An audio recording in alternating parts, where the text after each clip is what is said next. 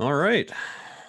And so we gather to put together the second draft ranking for elite prospects of the 2021 NHL entry draft. We're going to rank 48 players. We're going to like about half of them, maybe, and they're all going to be a lot higher than we would like to put them. It's been that sort of year. But with that said, there are some players at the top that we're pretty fond of, and I think that conversation starts with William Eklund, the incumbent number one overall. Now, of course, Cam is going to make a submission for Brant Clark, I suspect. Really? I'd imagine Russ will be in Owen Power's corner, if my read is correct. David, of course, will be bringing up Zach Dean. Maybe a bit early. If Rachel were here, I think we might be hearing Matthew Benier's name thrown into the fray as well. Let's give the mic to one of our newest additions here, Jimmy, and get his thoughts on Eklund, the incumbent, prohibitive number one overall pick for us. As you said, it's a pretty weird year. I don't think he would have been first ranked any other year. I like him as a player. I don't see that high of an upside as a first overall should be. I think he will be probably a first line forward, second line forward. But for me, it's a bit too high for me to have Eklund ranked number one. He's one of the oldest players in the draft. He has a good season in the SHL, so I've seen a lot of great stuff from him. We know what he is. You know, he's a zone entry machine. He can dazzle, and you know, his shifty skating is really good. His playmaking, a decent shot, not a great shot, but a decent shot. But there are some issues too. His straight line skating. I mean, his stride is kind of short, and I don't know how much faster he can be north-south, and to play that kind of a type of a game at the NHL level, I'm not sure he can do that. So he will be a good player, but I am not first overall pick high on William Eklund. So that's my opinion. Cam, let's hear your thoughts on Brant Clark. Yeah. Why quickly, I'll say say that I agree with a lot of things that Jimmy just said there too. Is that I like Eklund. I would like him a lot more if we had some more strength at the top of this class, and we were debating him at 7 or 8, because I think that upside is a little bit limited too. And you know what? I'm going to go ahead and say with Brant Clark, a similar thing is that his pure upside as a first overall pick isn't what normally you're expecting or what you're wanting. Yeah, I'm gonna make the pitch for Clark here too, because I love his brain. So the awareness is so high end, and that's not just of his spatial awareness, but it's also like his body intrinsic knowing what to do and when to do it and how to escape pressure in creative ways. Like we were having that chat on the Slack, and just his skating isn't ideal because he lacks that inside cut back, but he still manages to make it work, and he makes it work in a way that looks almost effortless too. Like his feet can sometimes look a little sloppy, but everything he's doing, you can see it's calculated. The ability to open up his hips and kind of escape with that mohawk. I like that he loves to rush the puck. I think his outlets, they're a bit inconsistent, but he's shown that he can bomb, 80-foot bank board passes. He can hit the guy moving quickly through the middle. He also, when he first went over to Slovakia there too, is that, I spoke to him, we had a little interview, and he was talking about how some of the guys didn't trust getting outlets from their defenders so crisply, so quickly. And it took a little bit of time for them to go up the ice and to have the trust that he was back there and he was going to get them the puck in those dangerous opportunities and catch them in flight and in motion. And once they did that, his numbers started to go up on the offensive side too, right? Because they were working together as a unit a bit better like that. And so that's at a pro level as a 17-year-old. I think a lot of what he's going to do is going to translate really well. I think that his puck retrievals with guys, NHLers coming down heavy on him, that's going to be something that's going to need to quicken up. He's going to need to add a little more shiftiness. He's going to have to clean up his stride, but he's obviously a hard worker. He's intelligent from my interactions with him, both on and off the ice. And those players can often find gains in areas, especially ones like skating stride, where the mechanics of it all, it can be very minute.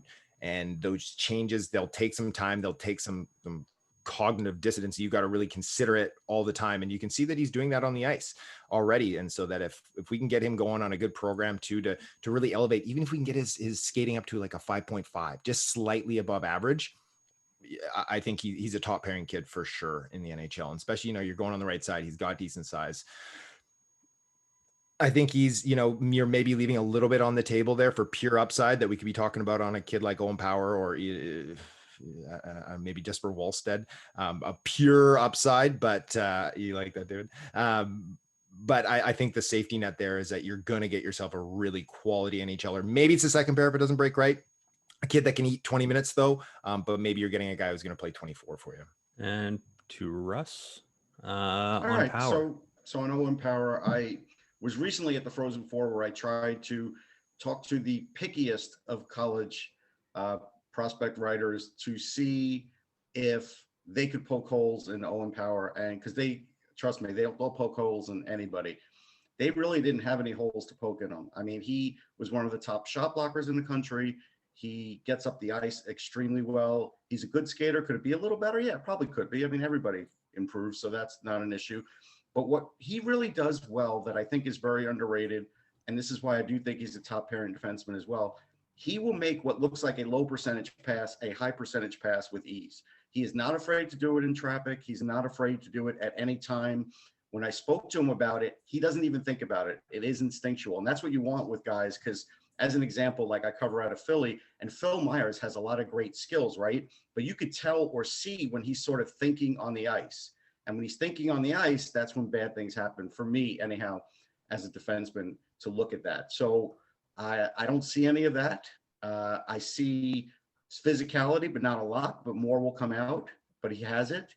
I've spoken to other people that say don't mistake poise for lack of hustle, because he is super poised. His poise reminds me of Aaron Ekblad on and off the ice, like just as far as just a mental and physical maturity of a guy. And that is hard to find in young defensemen. Let's get Mitch, Daniel, and David in on this one, because it's a lot of crossover work. I find myself right now kind of leaning toward Power, but let's see what we can get to as a group.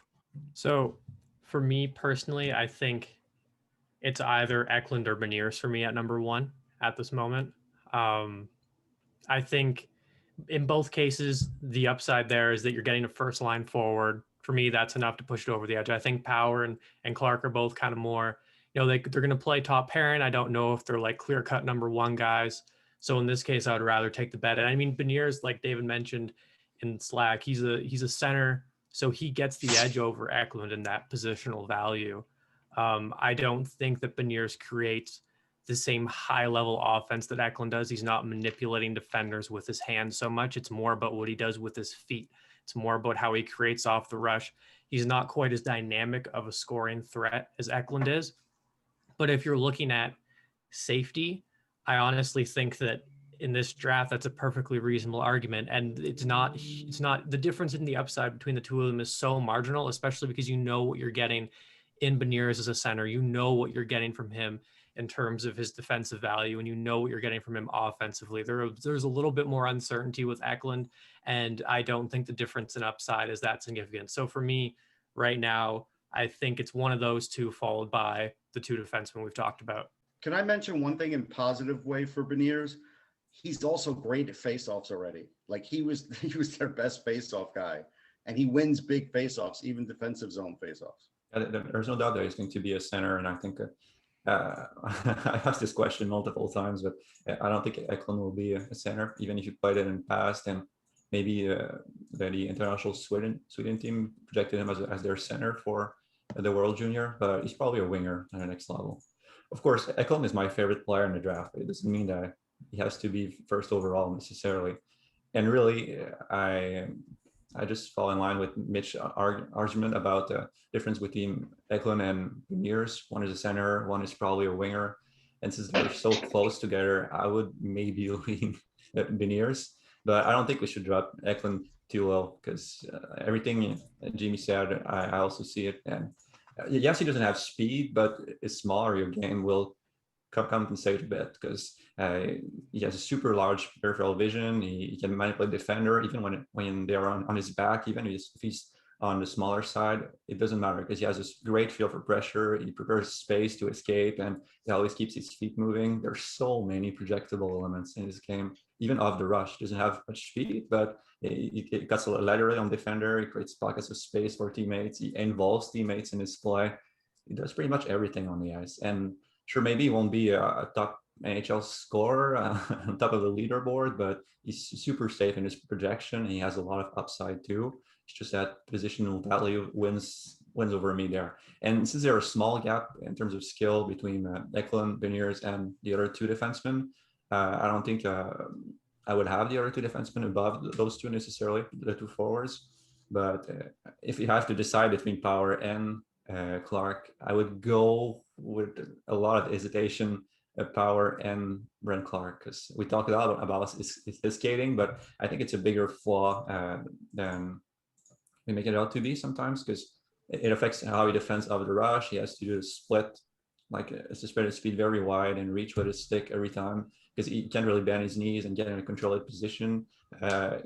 He would have a bit of trouble with stop and start hockey at the NHL level because he's not that explosive. He will have to retain his momentum at all time. He's very creative and he finds ways around all of that, but we can't ignore the flaws either. So it's all super close for me, but I would go Beniers, Eklund, Power, and Clark. I like anybody could sell me on any ordering of these top four, like Daniel, the like one man report machine. Let's hear what you got on this file. Well, I can't speak too much about Beniers because I haven't really watched him a ton, but the thing with Eklund, like that I was just so impressed with was just his like fearlessness and his motor. Like he refused to hope pass in the viewings that I had. Like he was misdirecting team opponents.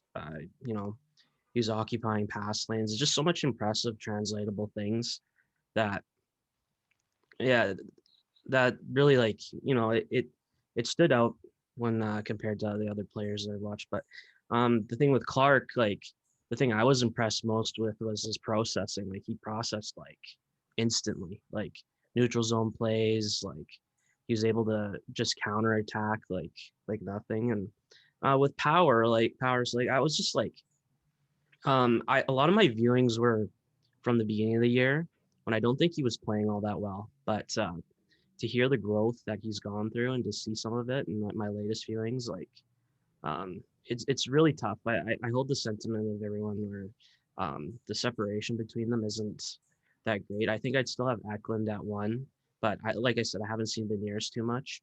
And I think Power just has a little bit more ceiling than Clark does with Clark's current skating and everything. So I want to add one more thing about Clark. I think it also depends on which team selects him and how they deploy their offense, because he's going to thrive in a system that, like the Toronto Maple Leafs, who won't be drafting him, who involve their defensemen a lot, who play a different type of tactical offense with a lot of activation, with the defensemen sprinting laterally and up the ice, but he's going to struggle if he has to only fire point shots and play a safe type of game. So I know we won't be drafting those players, but there's a lot of fit matters a lot more for Clark than it does for Power. He's going to play all types of system a lot easier than Ferdinand. He's more of a plug and play guy. Yeah, he is. And it's a bit sad if it comes down to that argument, but I think it's a very real consideration still. And in terms of that tactical offense and the way he understands how to generate offense, Clark is much better than Power. But will it matter at the NHL level? I'm not sure. And one more thing, we should talk about some French words slipping in there. Talk about Jesper Wallstad too. I think Jimmy likes him a lot too. Yeah, that's correct. I actually, on my own Swedish list, have him ahead of Eklund. But it's always weird with goalies in the draft value of drafting a goalie. I don't know how we see this. Is this, the top prospects, or is it, thinking if we had a team who we would pick, or if we're going to think about this? But I am really convinced that Jesper Wallstedt is going to be a tremendous goalie. He is probably the best Swedish goalie prospect I ever seen. Has a tremendous hockey sense. He's so calm in every situation. Plays in the Swedish Hockey League at this age. He should have been the starter for the World Juniors. He came in there. He played really well too.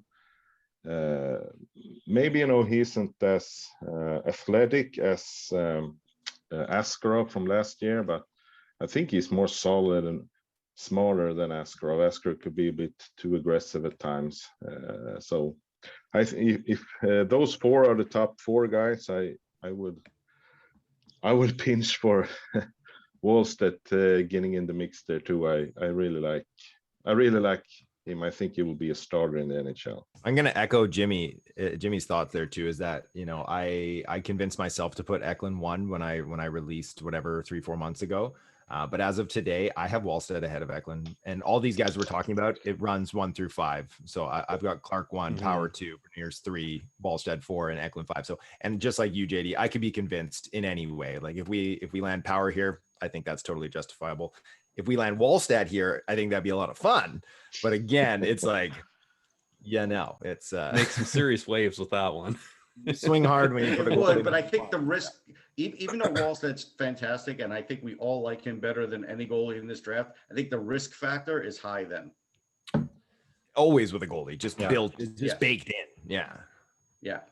I think the argument put forth for Beniers is solid. Like if you value like his defensive value and you think it's like and his positional, his position as a center, like I think you can easily put him over Eklund if you want, right? Like I support that. But over Power? I would say this about Beniers, and I love Matt Beniers. I really do.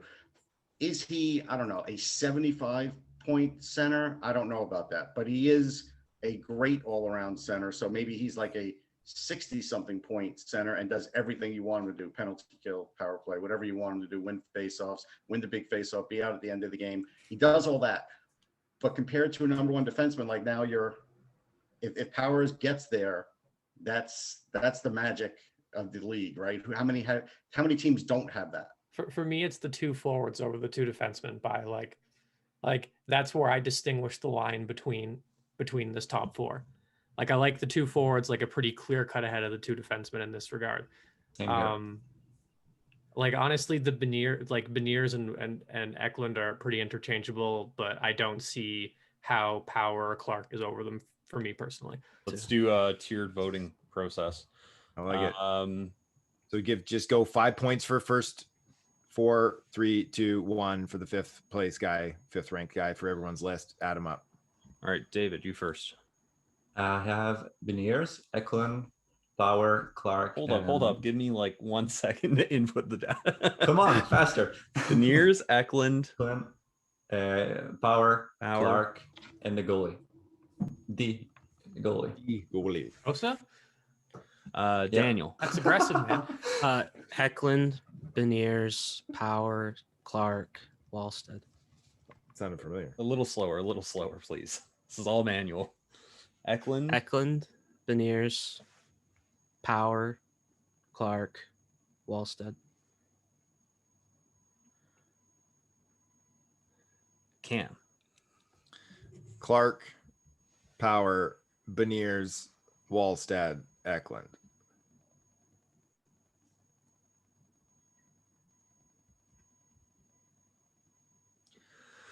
Jimmy.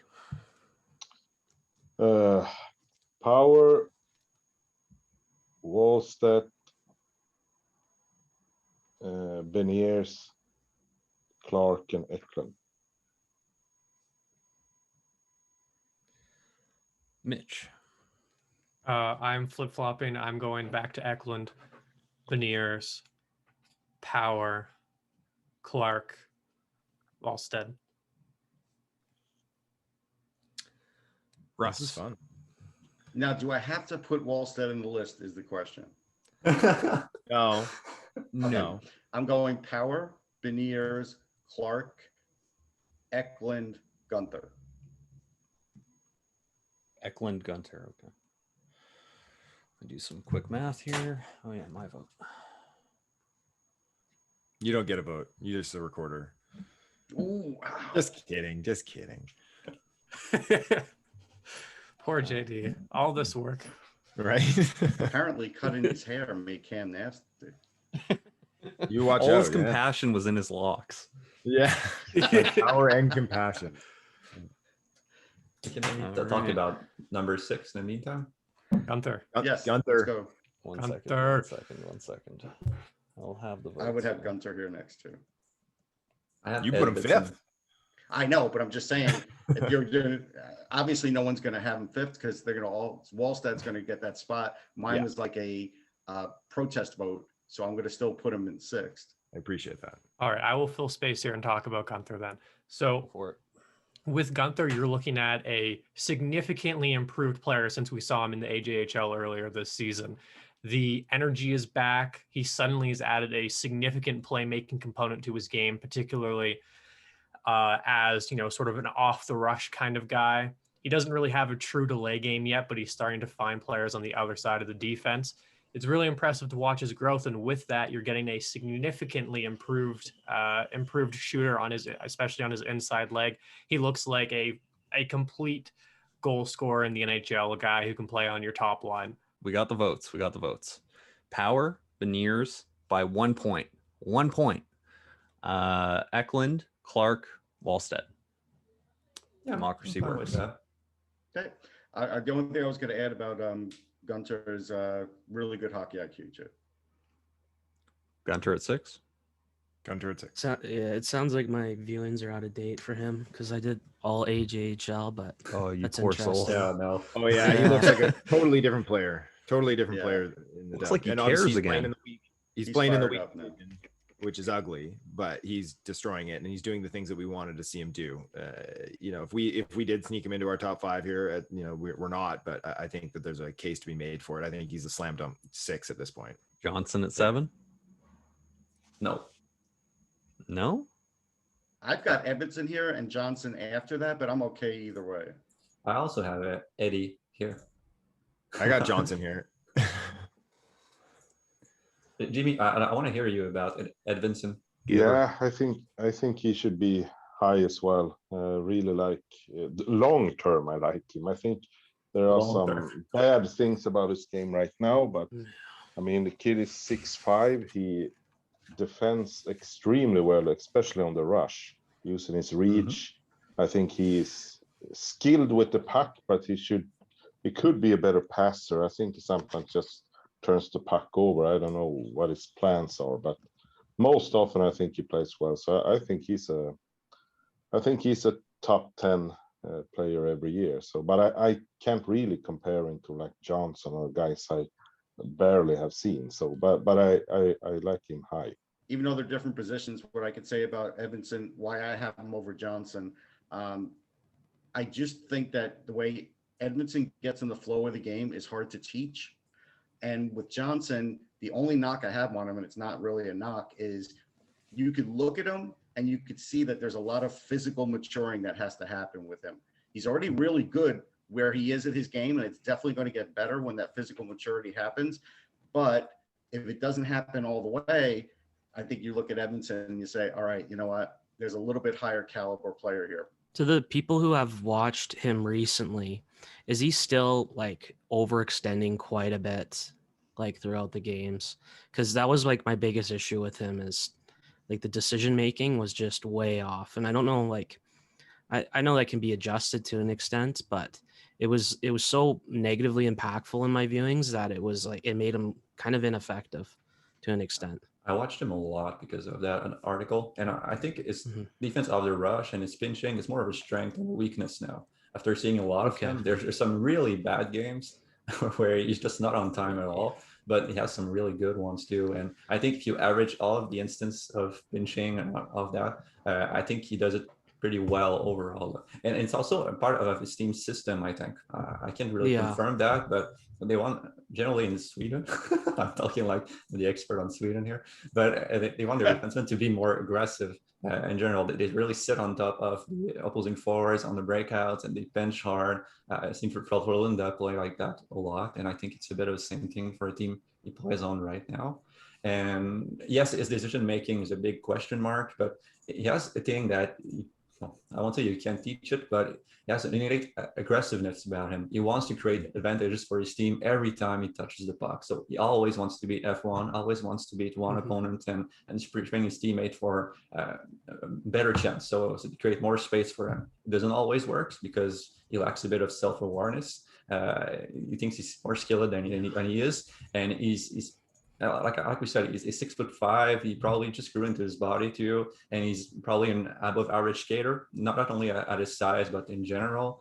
And he has a long reach. His technical puck handling is above average too. So he has so many tools, and I think he's more effective than the opposite right now. So it's really an easy projection for me to a top 4 role in the NHL. I think he becomes more conservative with experience. He adds more shoulder checks, which he already does infrequently. It improves his awareness, and probably the next few years, coaches will drill into him that he has to play more conservatively and just play within his limits. And it's easier to do that than to have a mentality of creating advantages that not many players have overall. So I really like him. He's a mess, a bit of a mess, a really fun mess, but it's really also an easy projection. And I have him ahead of Guenther right now, so I can live with him behind Guenther because it's very much a consensus. But I really like him too. I'm fine with Eddie ahead of Johnson. Yeah. I'm fine with that. Can I step in and be the negative Nancy then? Yeah, please. The floor is yours. Should, in fact. Yeah, because it's been before we started recording, I was talking about how my top 2 things are skating and awareness. And if you have one and not the other, maybe we can work something out. And so for me, Edvinsson has one. He's big and he can skate well. And those will afford him a ton of opportunities. And it should afford him a lot of opportunities on the ice too, to create offense, to get back defensively and retreat pucks and all these types of things. But I see him as a less skilled Philip Broberg. I see him not accomplishing. I see him as not. Yeah, absolutely, I do. I see him and Broberg's actually taken some steps that'll give him some credit for the since being drafted. I'll give you that. Yeah, he's taken steps, and so Edvinsson, the likelihood of him taking some steps is going to be there too. But at this point, I see him not accomplishing all that much and not doing it consistently. And so I get it. I see the physical tools. He's big. He can skate. He does have some hands to make some plays through the neutral zone. He looked better at the Allsvenskan level, I thought, with doing that. But he has no game plan when he's doing this aggressive rushing.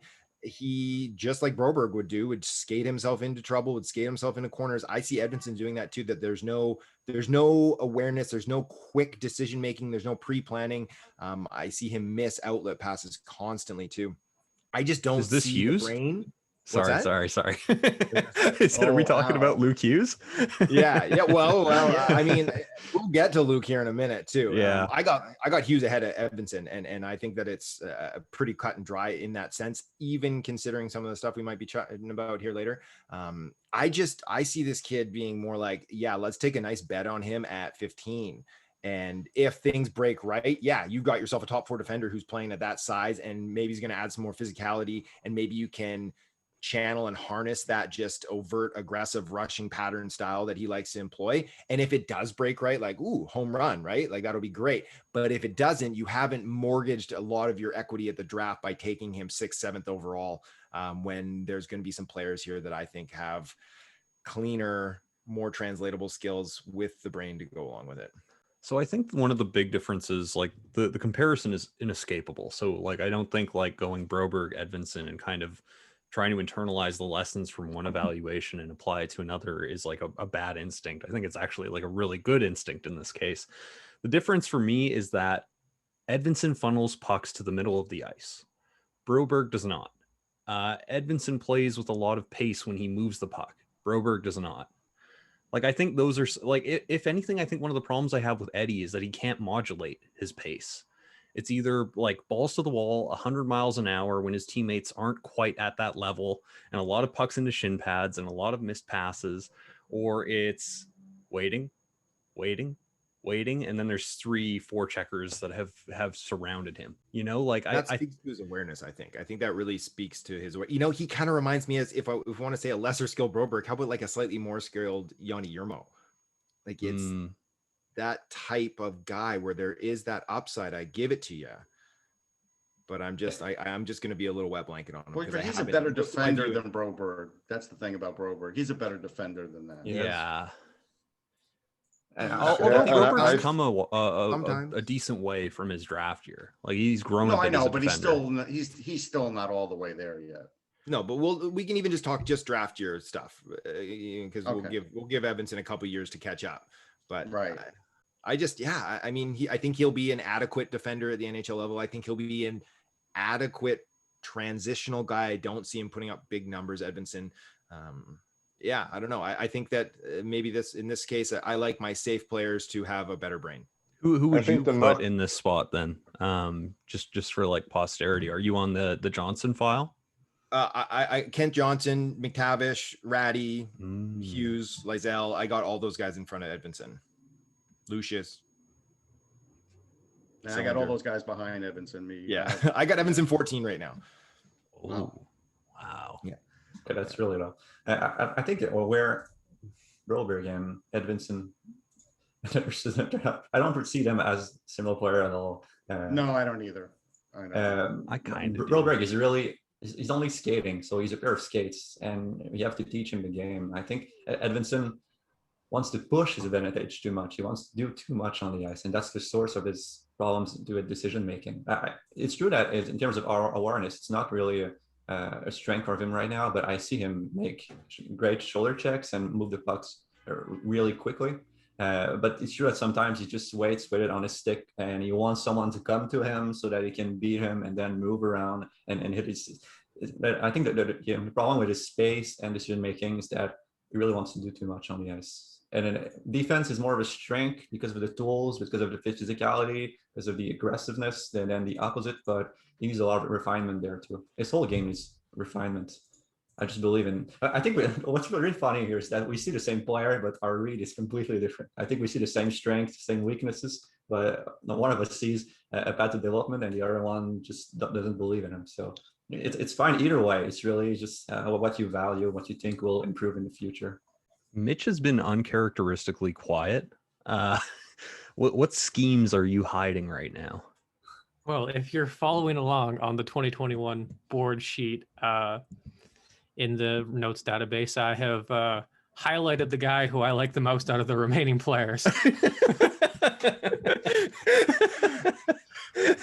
That rules. So for me, in a draft that is completely void of any sort of certainty, Mason McTavish is of the remaining players, the easiest projection. And on top of that, you're getting a ton of upside. He's a true dual threat attacker, which you can't say about pretty much anyone who remains on the board. He's better off the puck than with it. His skating has improved a ton. It was really projectable last year because his shin angle was good. It just, they didn't involve his hips in his stride at all. Now it's there. We're seeing a better puck protector, a better create overall. And to be completely honest, I wouldn't be surprised if there's some way that he's able to, really break out and get more games in after the under 18s. We'll see what happens, but that he could end up being top 5 in this class.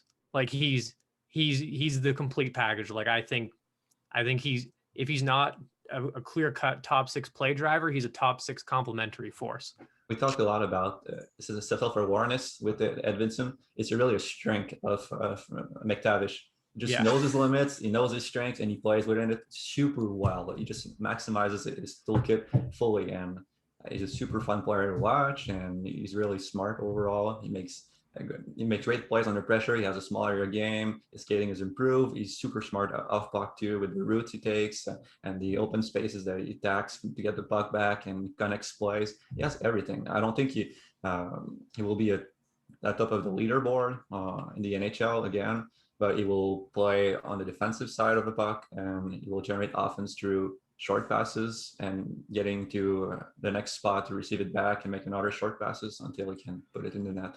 He's I really like a safe McTavish. projection. Plays the right position too, right? He plays the right position to bump him into that spot. Yeah, I like McTavish. I just have Raty and Lysell higher. Those are the only next two guys for me. But I have Raty like 15 spots later.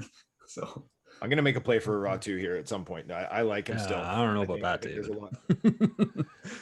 I'm not a believer. Neither am I. Wow. We need Lassie to show up, damn it. So I this got a is lot of a people. bit of gridlock here. How do we propose we move around this? Like, I'm not McTavish? hearing a ton of support for Johnson. I'm hearing a lot of disconnect on Eddie. McTavish has the support of the room, I think, because I'm about that life. Like McTavish here would be thumbs up. Yeah. I'm down with that too. All right, McTavish. And then we fight. Mitch's case was very subtle. I've got time for Johnson. I've got time for Eddie. I've got time for Lysell.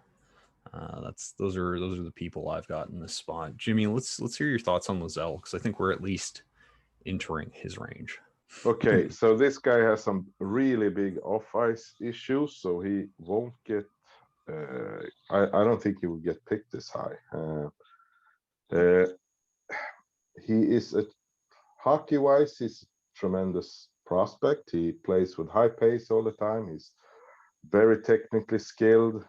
He can maneuver. He plays on the inside routinely, I think. He really likes to battle hard, and he did so in his first game in the SHL as well. So he's a good prospect. I would like him to vary his pace more, control the game, be a better playmaker at times.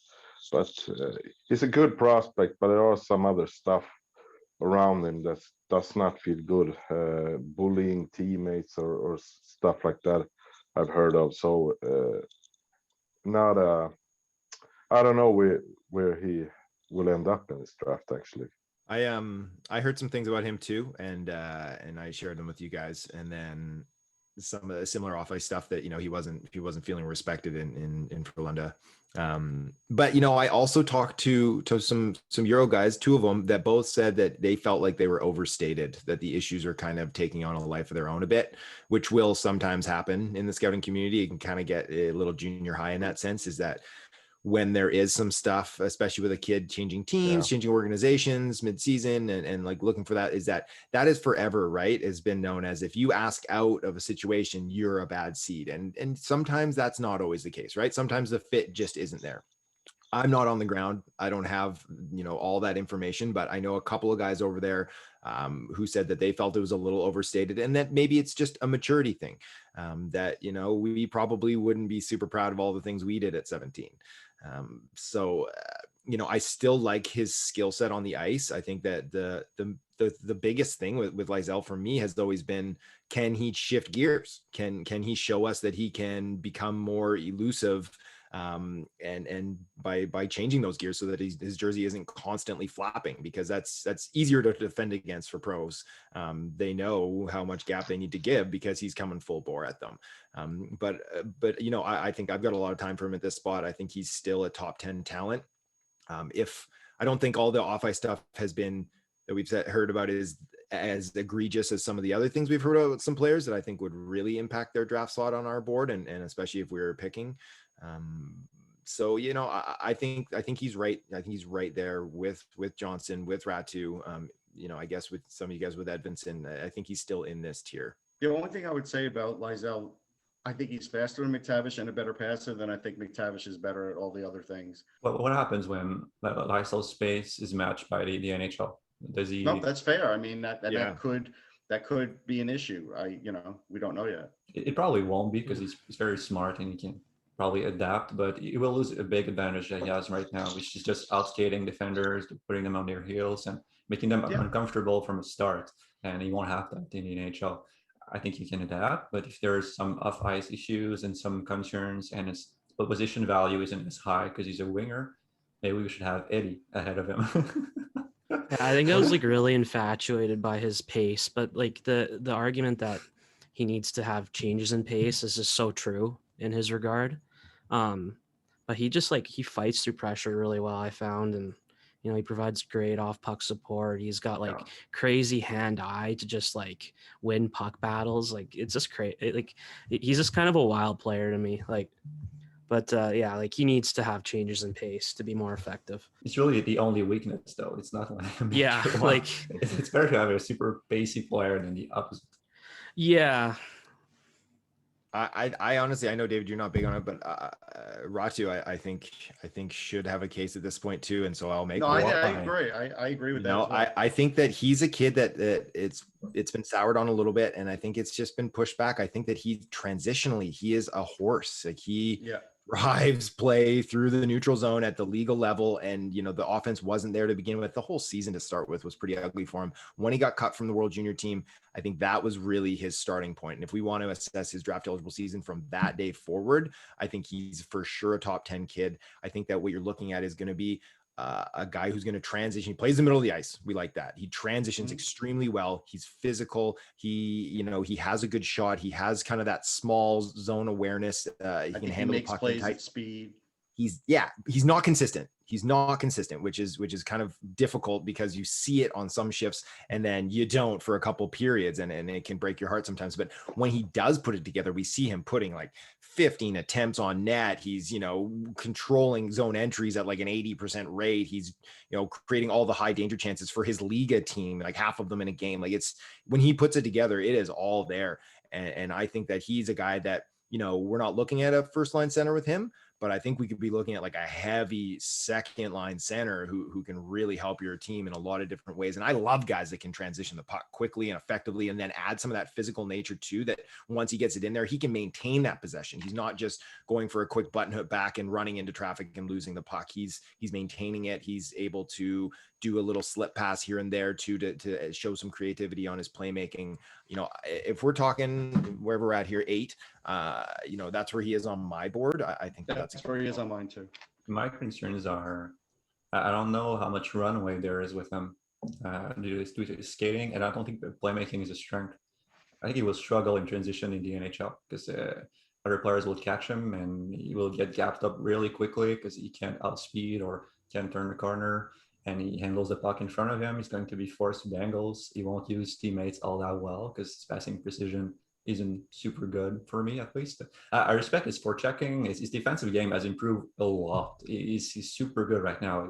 He fills the right positions. He comes back, he reloads, he does all of that. He plays professional hockey. But I think what you see now from Ratty is about what you'll see in 3 years too. And the one thing I'll add, David, the only thing I'll add is he's got this sliding wrist shot that he sort of changes the way he shoots at the goalie with. And I think if he continues to do that, that's a tricky thing that I think can work at any level. I think he's a better playmaker than maybe given credit for too. I think he's a better playmaker than Lundell was last year. Lundell obviously had the shot advantage, but I think they're similar players. I know that's easy to do, finish big centers, not that big, but larger centers that play a two-way game. I think Lundell had the shot, and I think that Ratu has a slightly better playmaking ability. And then, generally I can agree with you too, David, is that maybe through the neutral zone with speed, his ability to make those passes, those quick give and goes to help himself out, he's going to need those at the pro level too, at the NHL. Those aren't the best, but I find that once he's in the zone, finding teammates in those soft pockets himself, I think he's pretty good at setting up some high danger chances. I think he's really a player kind of in between identities right now. That's the big thing that stands out when I watch him. You sort of see him trying to use his teammates more in transition than previously, and then relying less on individual skill. But it's harder for him just because of the way that he handles the puck, because of the way that he skates. And, he's trying to figure these things out, but that in a way also hurts him because now you have a player who's not doing what previously led to him being a top prospect, but hasn't fully developed the other part of his game. And so that's for me, I fall on David's side of this. I really don't see the playmaking there, but I can also acknowledge that I think he's going to improve a ton just because you look at how stylistically different he's playing currently than he was last year. I think we should have at least 4 players ahead of him: the Edvinsson, the Johnson, Lysell, and Hughes. Because in terms of positional value for Hughes and Edvinsson, I'm not sure Ratty is a center at the next level too. And Lysell plays as much higher skill level, and he plays at a better pace, and will do a lot more on the ice. I feel the NHL game is going to be a lot easier for him than Raty, even if there's a strength difference and a size difference. So maybe we should vote on the next 5 again. I think this is the next tier anyways, those guys Yeah. that David just mentioned. I think that's our next tier anyways. I mean, for me, Edvinsson isn't in that group, but it's fine. He's only a couple If spots JD down. was talking, I didn't hear him, by the way. Hmm? I don't hear you now. No. Sorry, I had my mic muted. We got Edvinsson, Ratu, Johnson, Hughes, And Lysell. and Lysell. Okay, one second. Yep, I think that's fair. We should talk a bit about Hughes in the meantime, because we didn't mention him. It's really a lot So of what we said frustrating. about.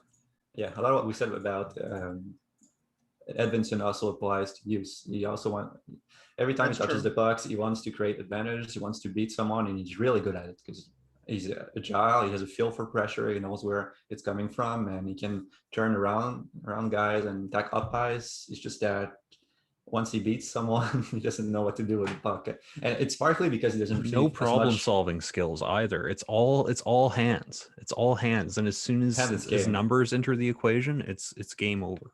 Yeah, it's also because he doesn't receive. When he beats someone, after that, when he arrives in the neutral zone, usually his team is sitting with no speeds around him, so he can't really make a pass. He has to dangle the next guy and the next guy, and he arrives along the wall in the offensive zone, and then he gets just angle off and he loses the puck.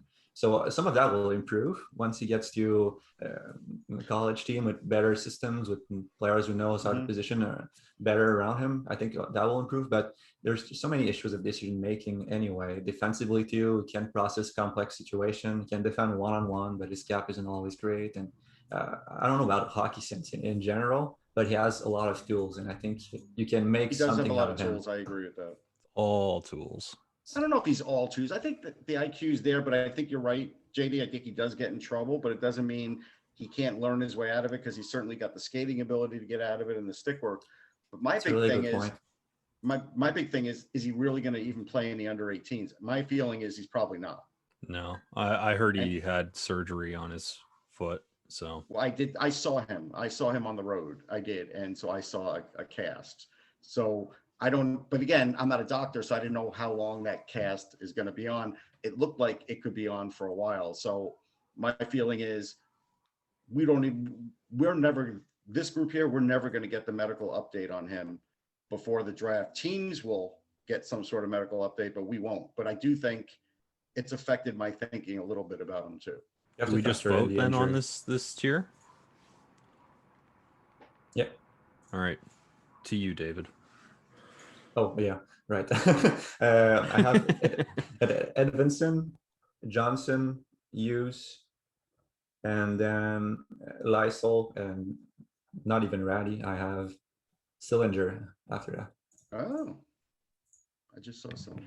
Edvinsson, Johnson, Hughes, Lysell. Lysell, yeah, Yeah. and Sillinger. Daniel. I think I have Johnson, Lysell, Hughes, Sillinger, and then Edvinsson. Like I'm not a huge fan of Edvinsson, but I do recognize that probably a sampling issue on my end. But So, sorry, you go Johnson, Lysell, Hughes, Lysell. Sillinger. Oh, Sillinger, then Lysell. Yeah, Sillinger and then Edvinsson, I guess. Oh, and It was then John- Edvinsson. Gotcha. Johnson, Lysell, Hughes, Sillinger, then Cam. Edvinsson. Up to you. Johnson, Ratu, Lysell, Hughes, and then my next guy up is Lucius, Lucius gets 1 point. who I Jimmy? think is clearly ahead of Sillinger. I do too. I won't say anything. But I just did. Yeah. We'll get to him. We'll get to him. Well, I think Edvinsson is the best of this bunch. Then I go with Johnson, Hughes, I'll take Lysell. Not a big fan of Raty either, but he will be the last guy. Did I forget anyone? No. Just about covers it. Yeah. Mitch. Johnson, Lysell, Hughes, Sillinger, Edvinsson. Wow. Betrayal. Russ. Edvinsson, Johnson, Raty, Hughes, Lysell. All right, my turn. We should talk a bit about Johnson too. Yeah, he's about to go 8 for us here. Mitch, that's I think you've seen a ton of Johnson. Yeah, I mean, he is one of the draft's most complex and frustrating players.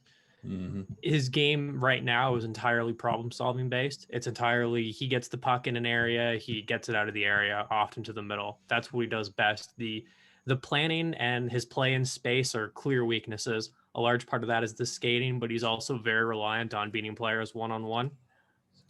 He has some moments where he's, plays like sort of a more traditional center, like for example, when Beniers is at the World Juniors, and you start seeing him use more give and goes, build speed underneath the puck. And that's where he's able to create a little bit more of an advantage for himself. But otherwise, it's entirely based on his hands and problem solving ability, and that a hope that you can translate that directly into playmaking skill, because obviously he has all the passing skills, he just doesn't execute. He has the shooting skill, he just doesn't execute. And for me, honestly, in this draft class, without the elite talent, he's a worthwhile gamble for those skills. Okay, so we have our votes. Okay. Johnson in a runaway, 32 points. So Johnson, Edvinsson, Lysell, Hughes, and Ratu. Fine with that. I can live Should with we that. talk about Sillinger now, or is that too early? I got 3 votes. It's 3 got points Lucius behind ahead of Ratu. Sillinger. Let's have it. That's also Mitch, I think. Yeah, that's Okay. definitely Mitch's walk-up music. Yeah, I have watched an unfortunate amount of this player over the last 2 years. Too much. Your cross to bear. He's a really good player. I mean, when you look at Sillinger, the skating is the obvious issue. He's on his heels a ton. He doesn't get enough ankle flexion. He's not some sort of insanely intelligent off-puck scorer or anything like that, but his shot is probably one of the 10 best shots we've had in the last 2 draft classes, particularly the way that he can change the angle on his shot. I was writing an article, or I'm going to write an article at some point about the curl and drag wrister. And his is one of the examples of what to do perfectly, because he takes his weight from his inside edges, brings it all the way across his body. Top elbow is up, pointed above his shoulder, ready to pull that puck in and fire it from his feet. He can release the puck from all sorts of little areas, just the same way that he curl and drags that thing. He can shoot it from inside of his feet, from outside. He can kind of hook it around sticks and get some good power on it. And with that, you're getting a very physical player too. Like this guy when it's easy enough to read, he wants to get the puck back, and he's going to try to severely damage someone to get it back. And that kind of power element to his game is very exciting, and is relatively new. Unfortunately, we've lost the manipulative playmaking. Like coming into the season, I thought he was an easy top 10 pick. But given his environment, his team is terrible, sub 40 Corsi for this season. They don't generate any shot assists. They're a bad team. And, he's been looking off his teammates a lot more. And I think at the under 18s, we're going to see the playmaking side of his game, and he's going to start getting back in a top 10 conversation. But I think he could project to be center. It's not a lock, but he has that upside. And he's probably a second liner. Right development staff is going to turn him into a 30-goal scorer. In my recent viewings, the biggest thing I took away was just his off-puck game, like the amount of pressure he was generating and winning pucks back. And then obviously the shot, like Mitch mentioned, and like the skating, like he's no depth, he heel kicks, like his knees aren't at 90. It's rough, but really impressive in my latest viewings of him. The only thing I'll say is, and I just saw Sillinger and Lucius live, and I can't add anything that Mitch didn't to Sillinger. What I could add about Lucius, and I know there's a lot of us that like him, he does set up a lot of smart plays from the defensive zone up the ice. And I don't know if everything that he does, like for the All-American Prospects game as an example, showed up on camera, but he gets the puck going the right way. It takes him a little while, I think, in certain games to really get into that zone that he's in. And then when you see that he's sort of locked in, when he's around the net, he could be dynamite. He's got great hands, but he also has a good acceleration to get behind defenders when he needs to. And the one thing I asked him about, and I asked some hard questions to some of these guys, not these softballs that get asked, and he does think his work around the net will translate at the next level, and I actually believe that. But he didn't shy away from talking about that at all. Just his pace. His pace But that's really it. His wards pace is me good. off. It's the pace. It's the pace. But I think I'm not surprised that he was comfortable talking about his timing around the net, because it's impeccable. I think that is the highlight of his game. And again, I do too, and that's why that speaks to his awareness, his thinking, his processing on the ice. And I think that is a cut above Sillinger's. That Sillinger is more that prototypical, like, let's let it rip, let's fly down the zone. And I agree with Mitch, is that we saw better playmaking from him last year, so I tend to lean that that's still inside him somewhere, and that he's just playing the hand that he's dealt right now, that, you know, if we want to get some pucks on net, I'm going to be the one to put him on net.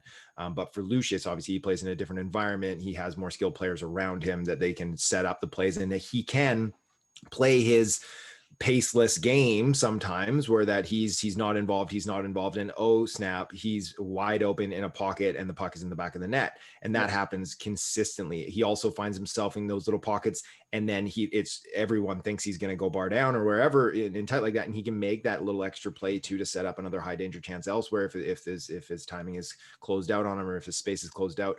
I like Lucius for those. Basically that alone is his small area play, and I think he's pretty good on breakouts with it as well down in the defensive end, but around the net, like, that is going to come with him to the NHL. I firmly believe it. You know, he's not this rocket shooter that he kind of was being heralded as earlier because the goal totals. He's not a guy who's going to beat you Arthur Kaliev style from the top of the circle all the time, but he's going to get the puck up and in the spots he needs to, under duress, in tight, in the slot, in those hard areas that some super skilled players just can't even get to. They just, it's obvious what they're going to do, and they get pinched out and they can't do it, but he manages to do it consistently. And granted, it's at the USHL level at this point, but he's still doing it against college teams too. I think that's going to be an NHL trait, and that alone is going to score him some goals. It's going to afford him some opportunities. It's, again, is he going to get into a system that's going to let him thrive in that model, or is he going to get into a system that is all about pace, and let's get going, and they're going to try to have to change the type of player he is. So I think a lot of his features are going to be dependent on where he goes, how they bring him along, and then what type of system they play.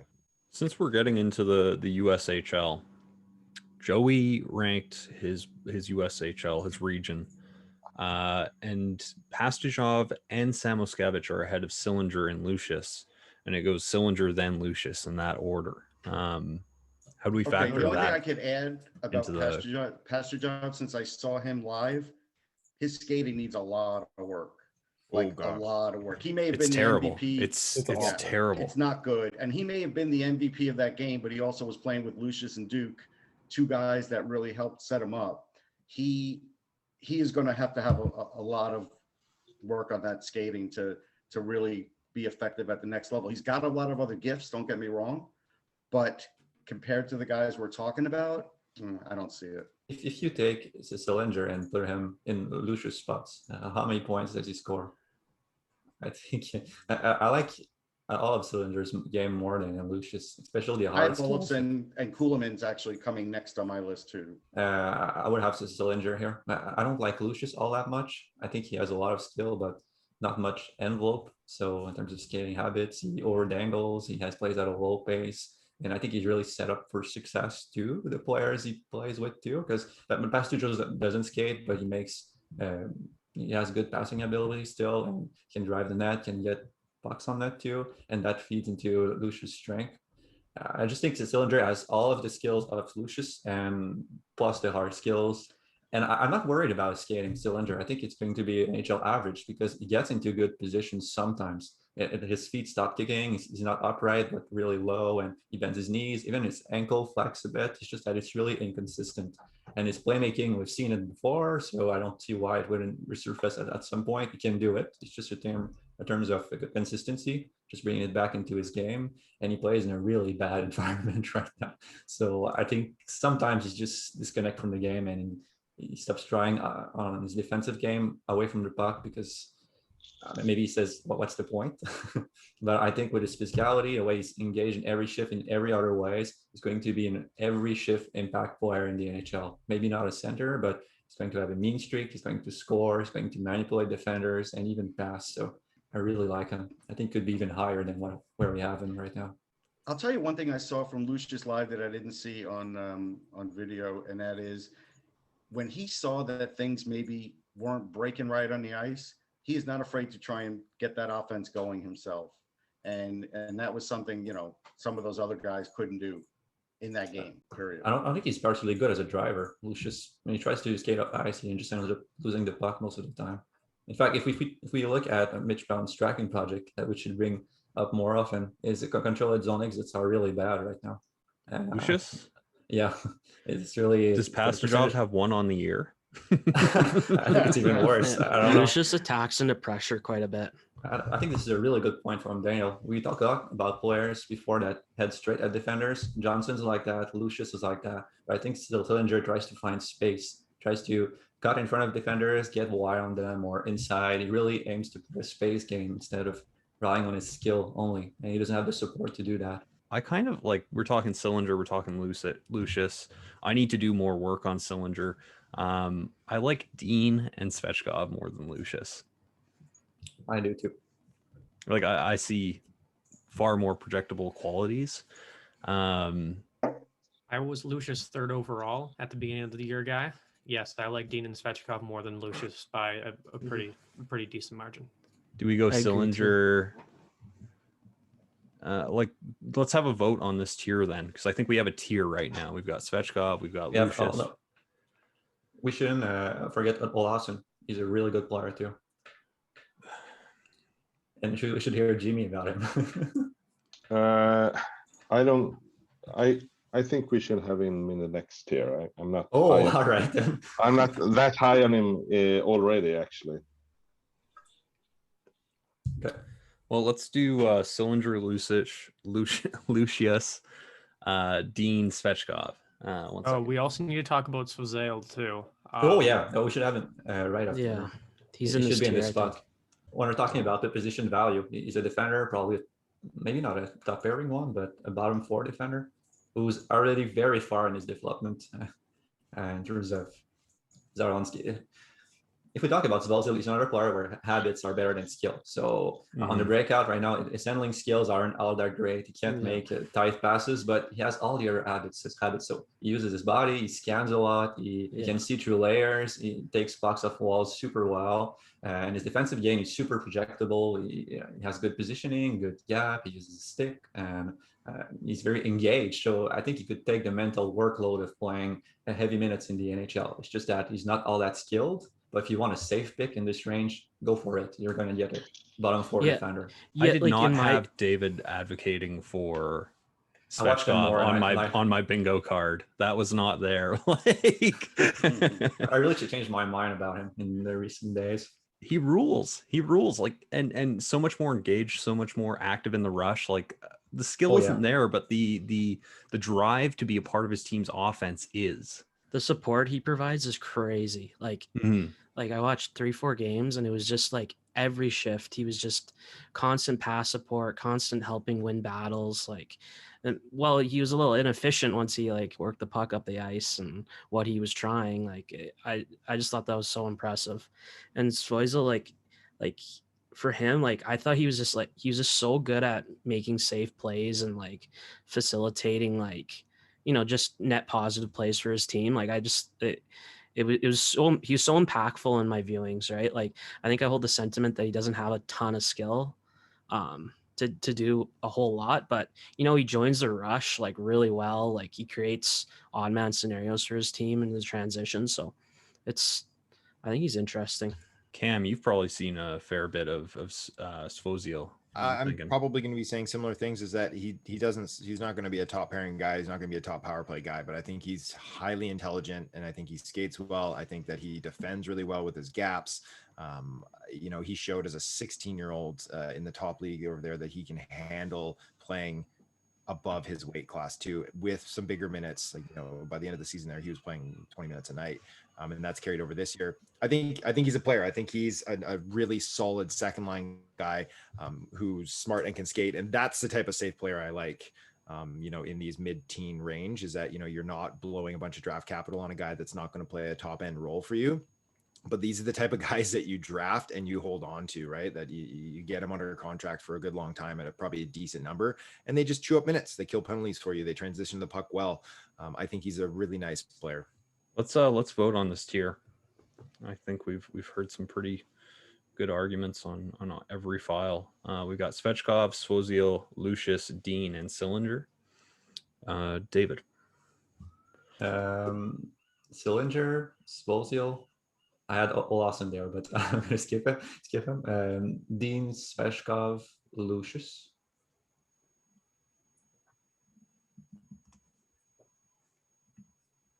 Daniel. Sillinger, Dean, Svechkov, Svozil, Lucius.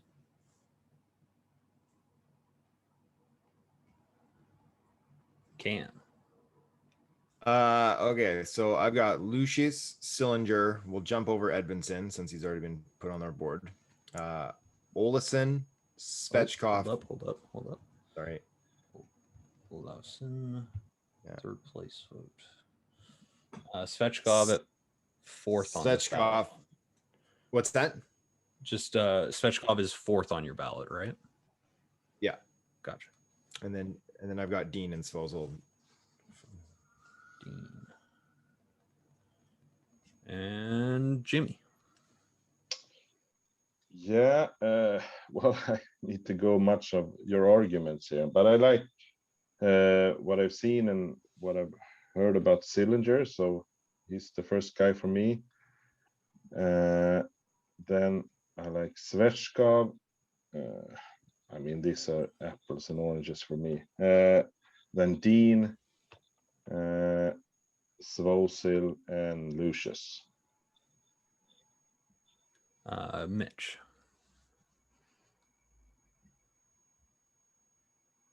Sillinger, Svechkov, Svozil, Dean, Lucius. Russ.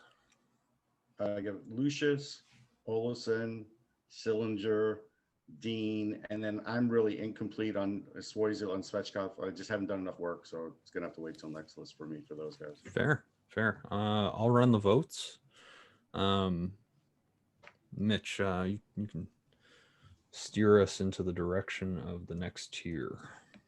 We should probably talk about Dean a bit, just so because it kind of difference Please, between I'm our all board for Dean chatter. Like, bring it on. It's really all about the projection with Dean, because right now he's not scoring a lot, but he's playing on a weak Gatineau team with a 16-year-old in his wing or Maxime Landry. So it's not a lot of support, and he's driving every play. So it's all about what he could be in the future, because he's probably an above average skater, above average handler. He manipulates defender. He's very dynamic, so he plays at a high pace. He has large peripheral vision, and he plays defense. Even he has defensive engagement. I don't know if his reads are all that good right now, but he will also bat the puck. He back checks really hard, and he plays the F1 role very well. So I think he could be a center at the next level. So if you take all of that, even if he's not scoring right now, you can easily see how it could trace a path to a lot more points and to the NHL. So it's probably that with his form, he's going to add more skill. So even more explosive cutbacks, ways to separate against the defenseman. And he can play, not only does he play at high pace, he can make the right plays at that pace too. Not all the time, he has some decision-making issues, but as he learns to scan more and as he develops his skill, he's going to create bigger gaps for himself. And all of this decision-making issues, I think they will improve too. So it's really how he can maximize his skill and just stack them so that he reaches a higher level. So it's really all projection. Maybe he ends up nothing even, but it's hard to have him much further down the board because he has so much skill and so much development areas that you could easily reach, that it's really the right spot for me. He's a really amazing bet to take in this range. Then you'll be happy to find that the ballot shakes out as Sillinger, Svechkov, Dean, Lucius, Svozil, and if we want to, Olausson after that group. But what do you think of him, Jimmy? Sure, it's a safe pick, I think. You know, he got good size, good skating, nice shot, technical skill. Not a huge fan of his brain. I don't think he hasn't, much elite tools, but I don't know, like a middle six winger, I think he can be. And I think for me, he's a player later in the first round, but I would really like to hear why you think he should go like top 15 or something like that. It's really the same argument as Dean, in fact. It's a bet because I think Dean may be smarter than Olausson, but if he has good to great skating, if his posture is good, if he can hold the puck in his hip pocket, and yeah, well, by that I mean his posture is deceptive. He can manipulate defenders one-on-one, beat them. He has pretty much all the tools and skills that you want. So it's easier for him to add other stuff to his game and create more gaps to make better decisions as he gets more explosive and as his hands improve further, because his skills blend into each other. I don't know if I'm being clear or not. Than a player who doesn't have the same technical advantage. So I think it's an easy projection for Olausson to become a middle six forward because you can just leverage that skill. And I agree with you that his brain is not elite, far from it. Yeah, he has some problem with decision making, but the game is going to be much easier for him than someone else like Svechkov, who doesn't have the same tools. So I think he plays defense relatively well too. He reloads and he shows effort. So he's a really safe pick that you give to your development staff, and you try to add more skills on top of it, and so that you can just play a role on your middle six and score some points just because of his skill. I'm with you on that. I think that he has these skills that you can scaffold on top of each other, that he's going to be an NHL skater. He can play a north-south game that is going to be looked at as beneficial, that transitioning through the neutral zone in that middle six. I think that he's maybe not as smart but a little more skilled than a kid like Robertson, who I also really like, and I think has a middle six future. It's just he kind of checks a lot of boxes for a kid that's going to be able to get stronger, get a little bit quicker, hopefully add a little more deception to his game, just so that he can bring some of that offense with him. I see this kid as a really safe third liner, and maybe you get yourself a second liner out of it. And in terms of rush patterns too, he's really good at cutting a little laterally, exploding from defenders, manipulating them with weight shifts, crossovers, and all of that. So that's really cool to see. And I think it will be NHL translatable because he has the speed to back it off and the posture, their handling skills. So he will generate offense from the rush too. All right, so I think we can pretty comfortably put Olausson at 18 then. It sounds like it. Am I wrong there? If Jimmy is okay with it. Yeah, I'm okay with that. What about Pinelli? Like, he had to drop. We had him way too high. Does he have to keep dropping? Yes. No. Like, I think we're in his range, right? Like, Cam, what are your reservations on Pinelli? We'll get to him here in a minute when he skates up to this range. When he catches up in 20 minutes. Give him another 20 minutes. Yeah, give him another 20 minutes and catch up. Yeah. Man, my thing with him is that the guy just like we've talked about pace with Lucius, I should say. We talk about pace with Lucic too, but it's just non-existent. It kills me. It kills me that he just doesn't ever get moving. And I've said it before that he reminds me of Brennan Gauntz, who was a really smart junior player and can manipulate himself into time and space and time that out. And we saw what happened to him. He couldn't figure out how to skate quickly enough and get to those areas to really get himself a shot, even to be an NHLer. And he was a first round pick too. And I think that is what Pinelli is. I think he's got really great hands. I think he can think the game. And I think he thinks that he can do whatever he wants without actually having to skate. And when he does turn it on, it's not even that great a stride. Like it's not like he just has this great stride that he doesn't use. It doesn't generate that much. I think that he's really good at he's got good hands. He can make some good passes. He has a good release. What we saw over there overseas this year, it's like, it was like a beer league pickup game for half the time. So it's like, I wasn't that surprised that he was getting 20 plus minutes a night and getting 8 shot attempts per game when he was showing up, because he could just play it like pond hockey. So for me, like he's at the tail end of the first, and that's banking on him trying to figure out how to skate at a pro level, which at this point, I haven't seen much indication that it's coming. Yeah, what keeps him high for me is the Suzuki production. And it's really just one player, maybe a few others that look like that, but it's really all finding open spaces, supporting plays, taking the right routes, and he's really great at that. He doesn't have to skate too much because he's in the right spot, but you want players who can skate. I agree with everything Cam just said. It's just that I'm banking on the fact that he's smart enough to find ways around his space a bit, and also to add pace, because he has the technical skills, the handling skills, and his skating form is not all that great. It hasn't improved too much since last year, but you can add more speed on top of that. He bends his knees, his ankles are flexed a bit, his back is rounded, but he can learn to tilt his hips forward to activate his glutes and all of that. So I think he adds bit more pace due to his technical skills, because he can move spots quickly. He just chooses not to necessarily. And his mental pace, the way he thinks the game, is quite quick. So that's how I balance how I view him. So he's not skating a lot, but he can make plays quickly because he sees them quickly. There's a lot of awareness, and it's all off pucks, getting the spot at the right time, manipulating defenders on the first touch. So it's a package of skill. It depends on what you prefer. I've shied away from having those players super high on my board like I used to, because I value pace and skating a bit more now than I used to. So I think it's fine if it penalty drops, but not too much, because he's too smart to be out of the maybe top 22 for me. He just belongs in that range based on his skill. He could really explode next year. You could see a completely different player who puts up almost 2 points per game in the OHL, and I wouldn't be too surprised, because if he just adds a bit more right pace, he has support, his whole game could come together. What about Samoskevich? I like Samoskevich. He's more with Cam on this one. Yeah, maybe you could have him ahead. He's a better handler and manipulator than Pinelli, I think. The way he crosses over and attacks these at an angle, Pinelli just heads straight at them. And he has a the main difference between them two is their inside game. I think Samoskevich looks for ways inside. Pinelli just stays more on the periphery with the puck. And I don't know, they're pretty close together. What do you think? Me?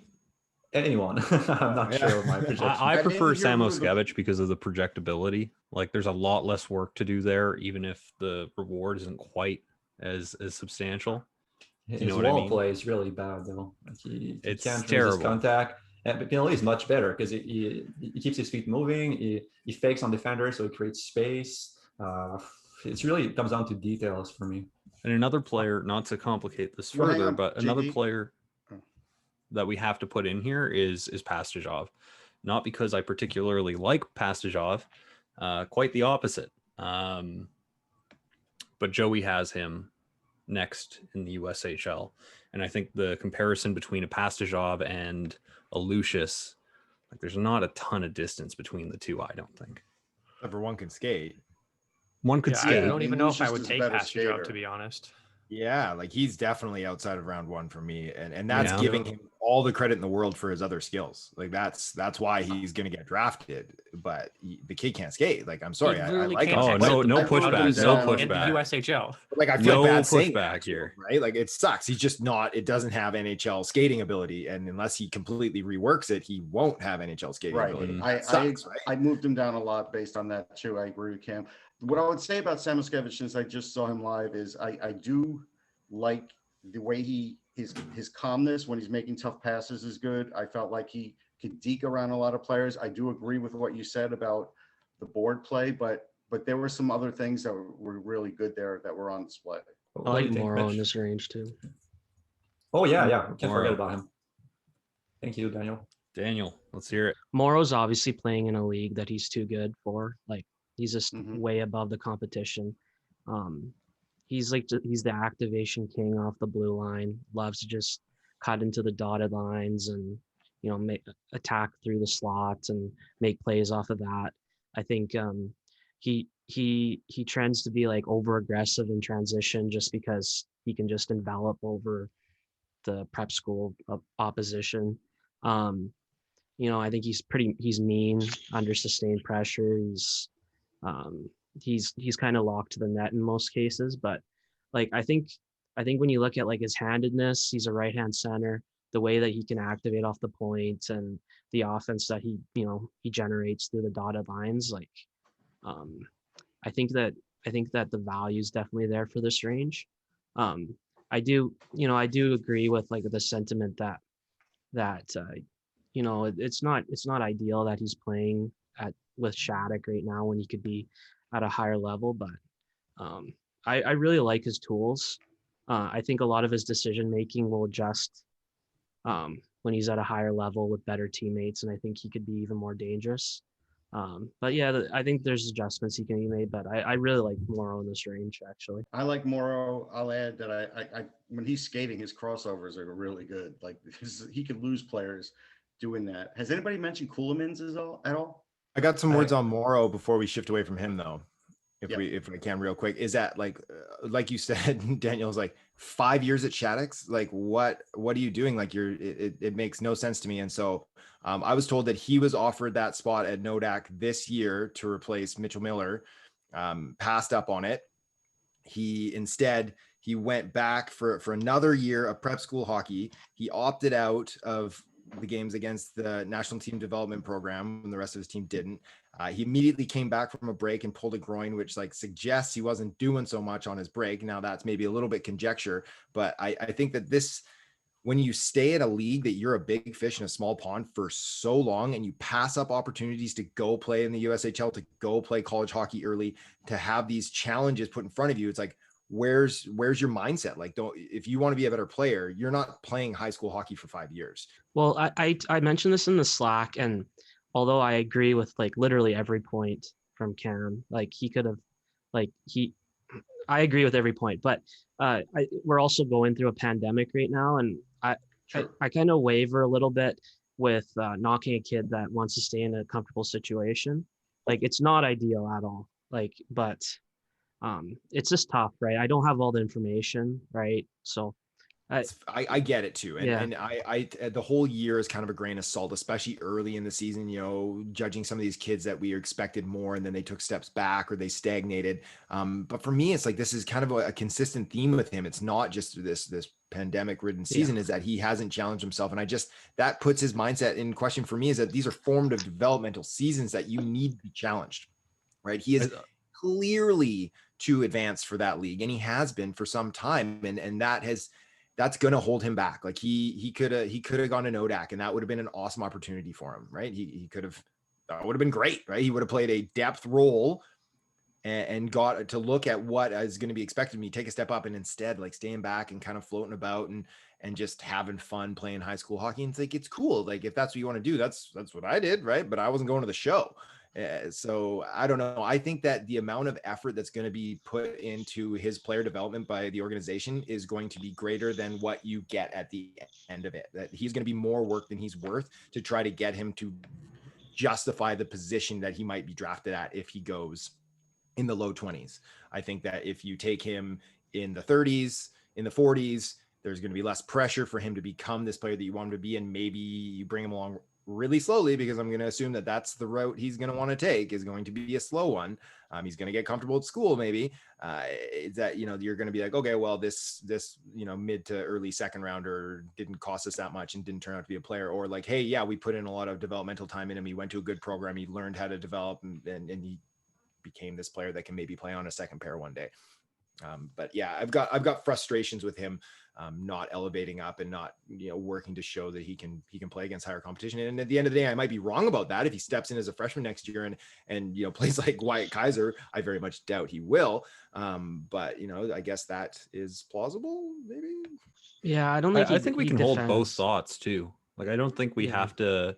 Like, I think we can juggle these two competing ideas.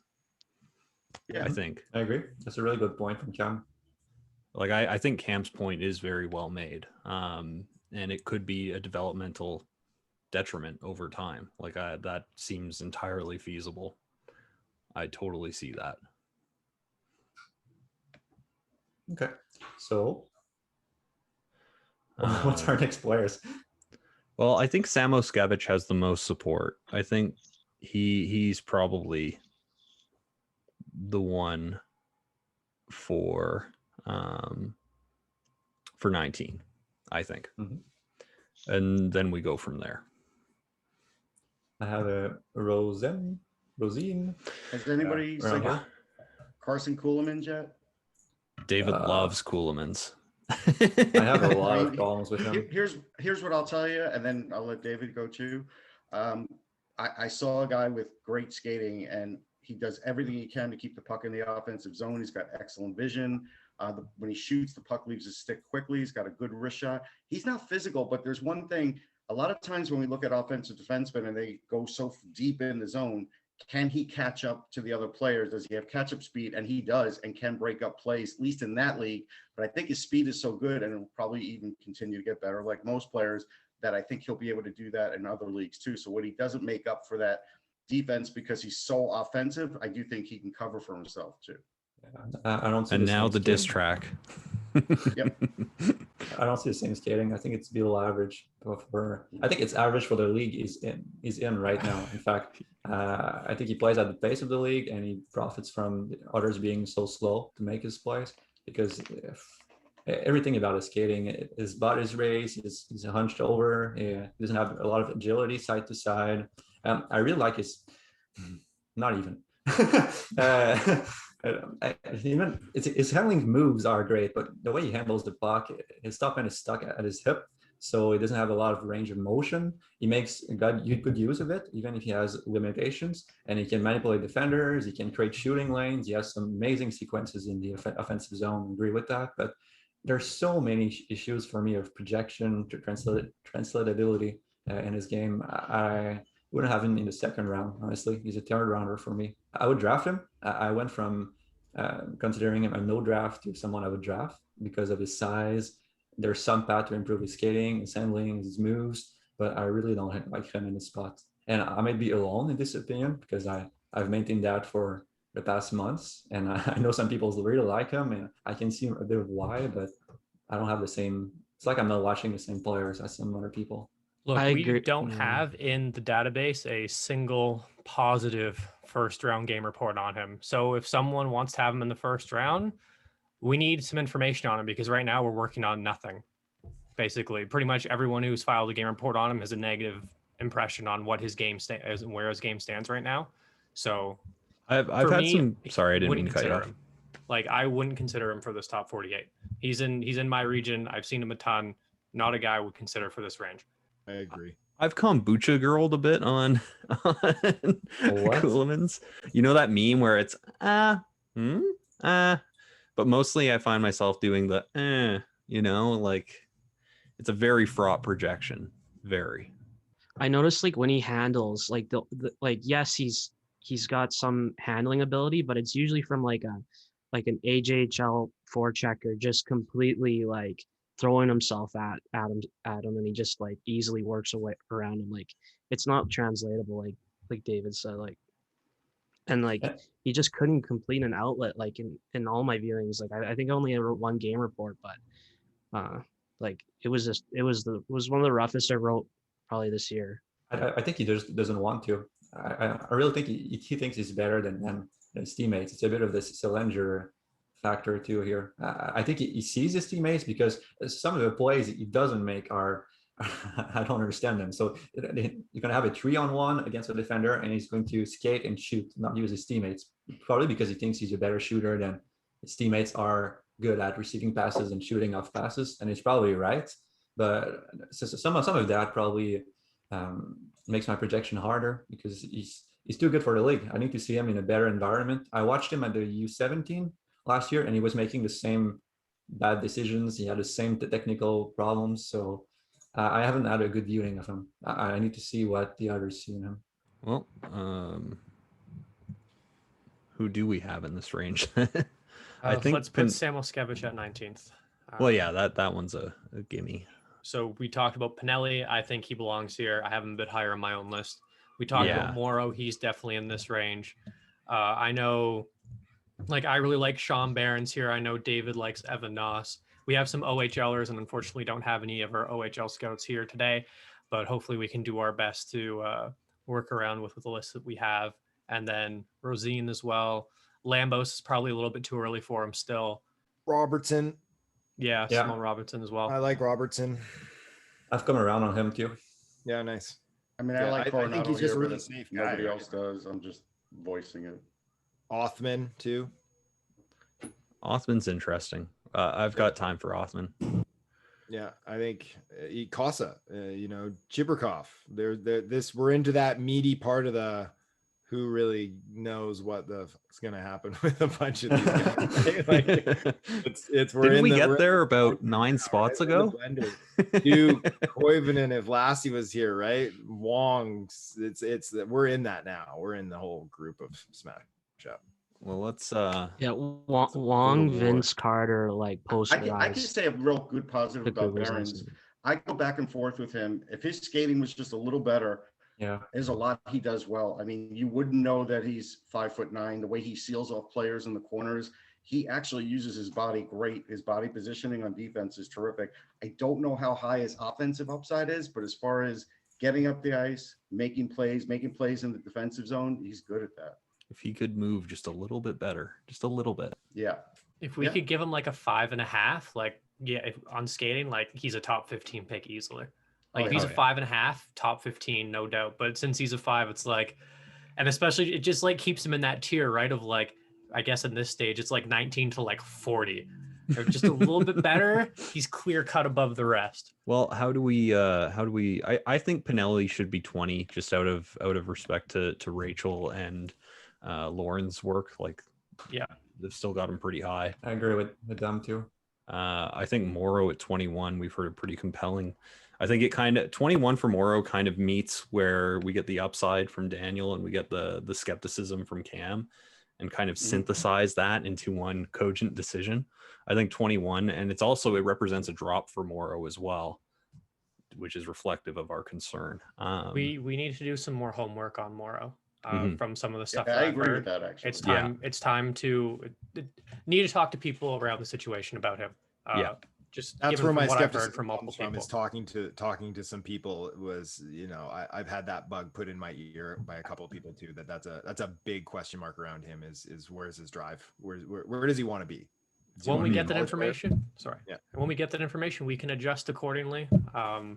Like, I have no problem if some of these things turn out to be correct. I have no problem putting him out of the first round. But for now, I think this is indicative of his skill level and where he's at. Yeah, he's also a defenseman, so positional value. What about Rosine now? Rosine, man, his SHL tape, garbage, absolute filth. Of the bad sort. I would say the opposite. I didn't like him in the G20 weeks, but I loved him in the. You can push him off the puck with a stern look. Yeah. Like if you give him a dirty look, like, you might injure him, and I hate to be like that 200 hockey man right now, but like, it's hard to see how he scales up. What do you think, Jimmy? Well, now I don't agree here. No? I think Rosen should be ahead of Robertson. I think Rosen is probably one of the best skaters in this draft class.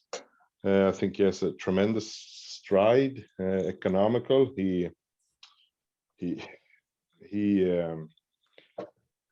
he doesn't need to use as much energy to keep up with pace. I think his puck skills are great. He has a great shot. He's very skilled, but I can agree, he's very soft. He needs to battle better. He gets invincible at times, but I think you should go with the upside here, because now we're late in the first round. I mean, Robertson, that's another safe pick. I think he's physically mature early. Not a huge fan of his skating. Good straight line, but no great agility. I think he also tends to get invisible in games, even at junior level. Watched him this weekend actually when he played with Lysell, and he just disappeared in the game. Lysell with the pace and Robertson just stand watching. Rosen was really good in that game. He drove play, great zone entries. Can I ask you a question about Robertson? Something that I noticed, but you've seen him more.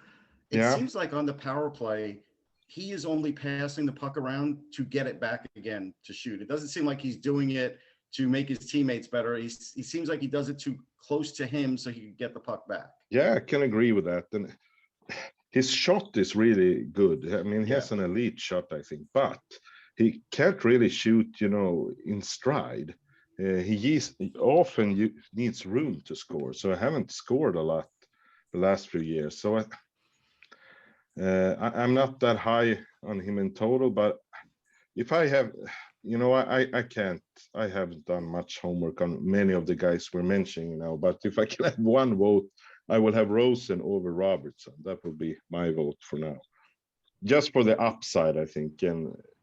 But sure, I mean, he's a long-term project. I get that he's soft and he needs to be better in those situations, but he isn't as physically mature as Robertson either. So I think he will grow at least stronger. I think there's something there. He's a really skilled player. I've got them back to back myself, and I'm big on Robertson. I think everyone's kind of said it is that the pure offensive upside lands with Rosen, and the other Robertson is more of that meat and potatoes. He's going to get the puck in. He's going to, transition it pretty well, play a north-south game. I think that there is more offense to be had there. I've made the joke is that if you want to watch a dozen games of his in the SHL, sit down for an hour and watch an ISO shift because he doesn't get any ice, but he has shown that he has that offensive upside at the J20.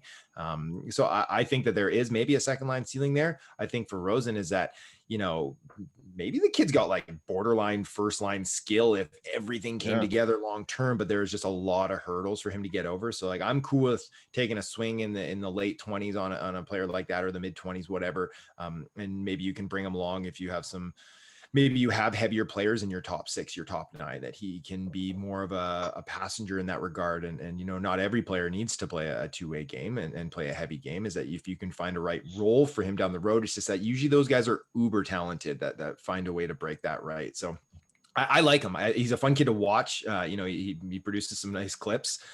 It's just, it is a little bit dicey. I just think Robertson's a safer player anyways. And not that I'm usually a guy that ranks safety over upside, but this part of the draft especially, but I've just always had maybe a softer spot for Robertson's game. I think that he deserves some more ice in the SHL too. And that if he was given some, we may view him a little differently, or maybe the masses would view him a little bit differently too.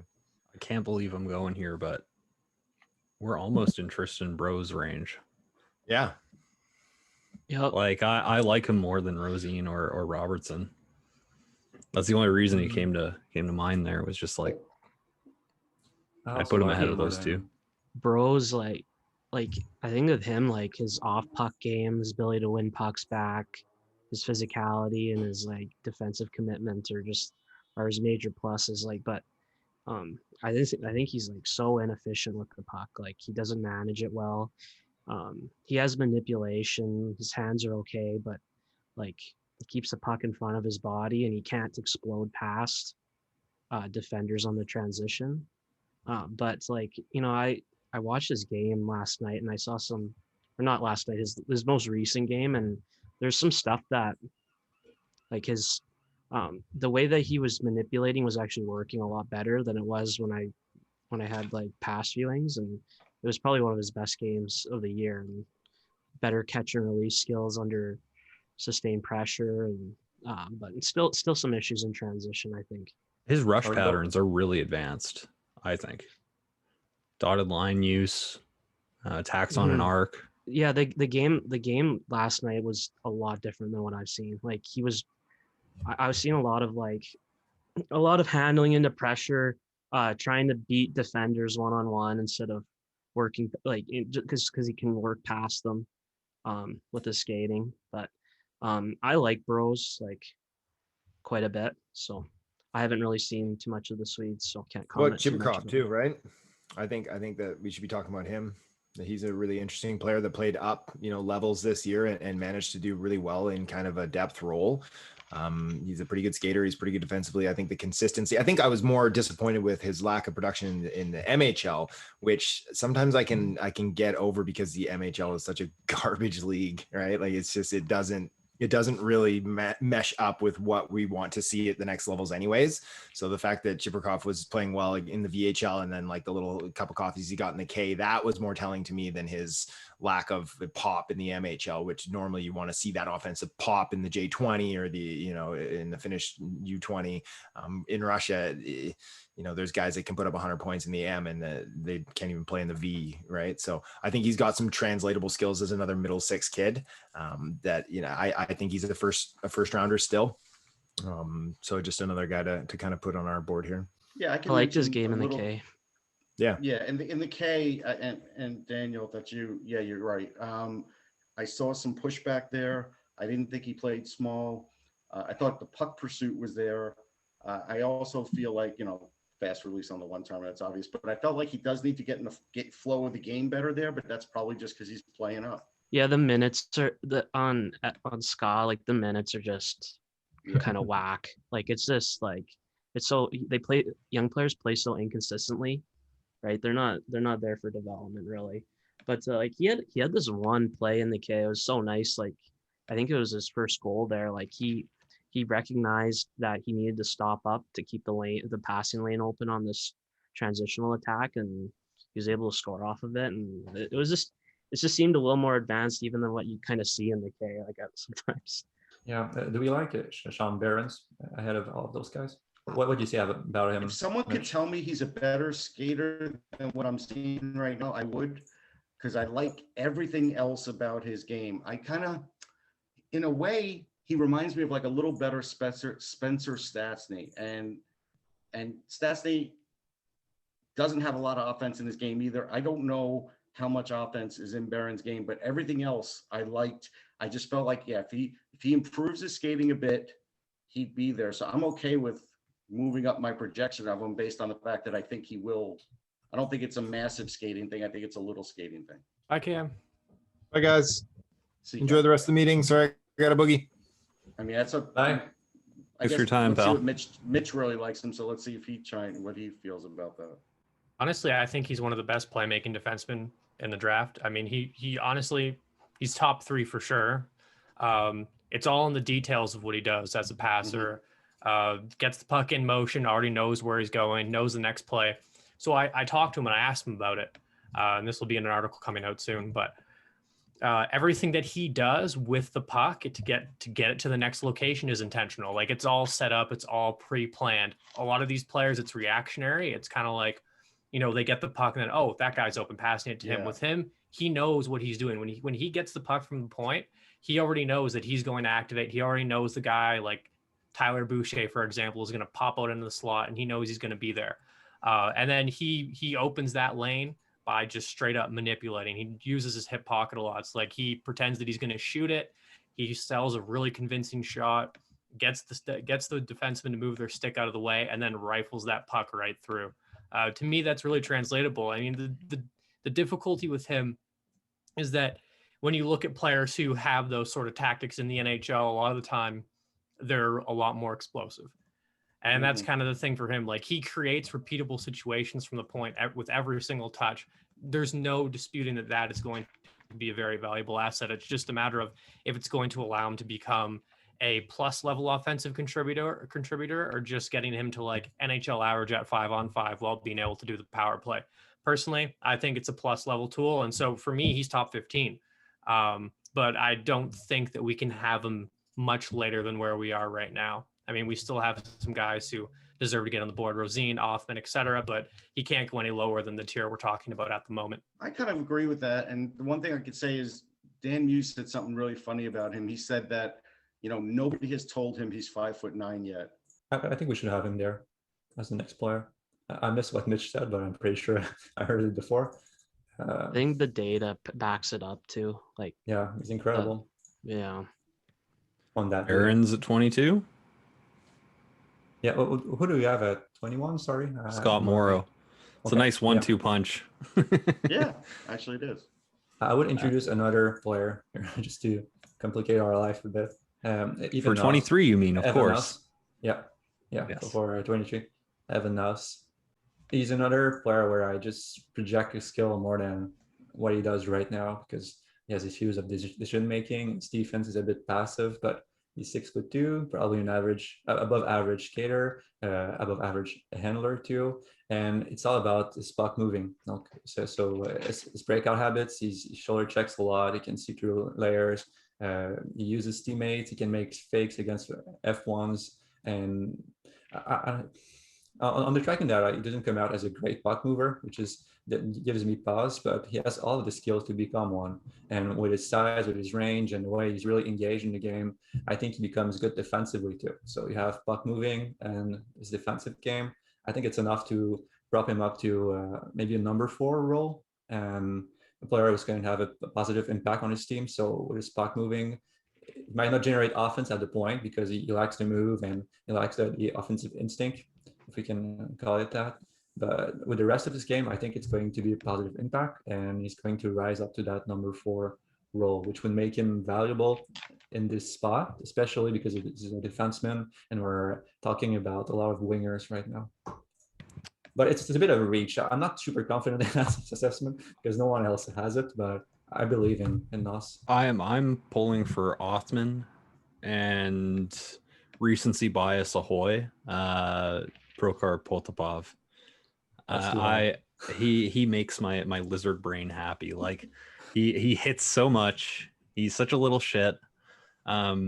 Also pretty smart with the puck. Like I think Potapov is clearly a cut above Chibrikov for me. Like I think no hesitation. I'll tell you one thing I like about Othmann, JD, is I feel like his two-way instincts are really good. And I was watching some of his play in the Swiss League, right? Because he's on loan there. And boy, he really watched out on the defensive end. He make a couple of hits, and his stick and puck control is excellent. It really is.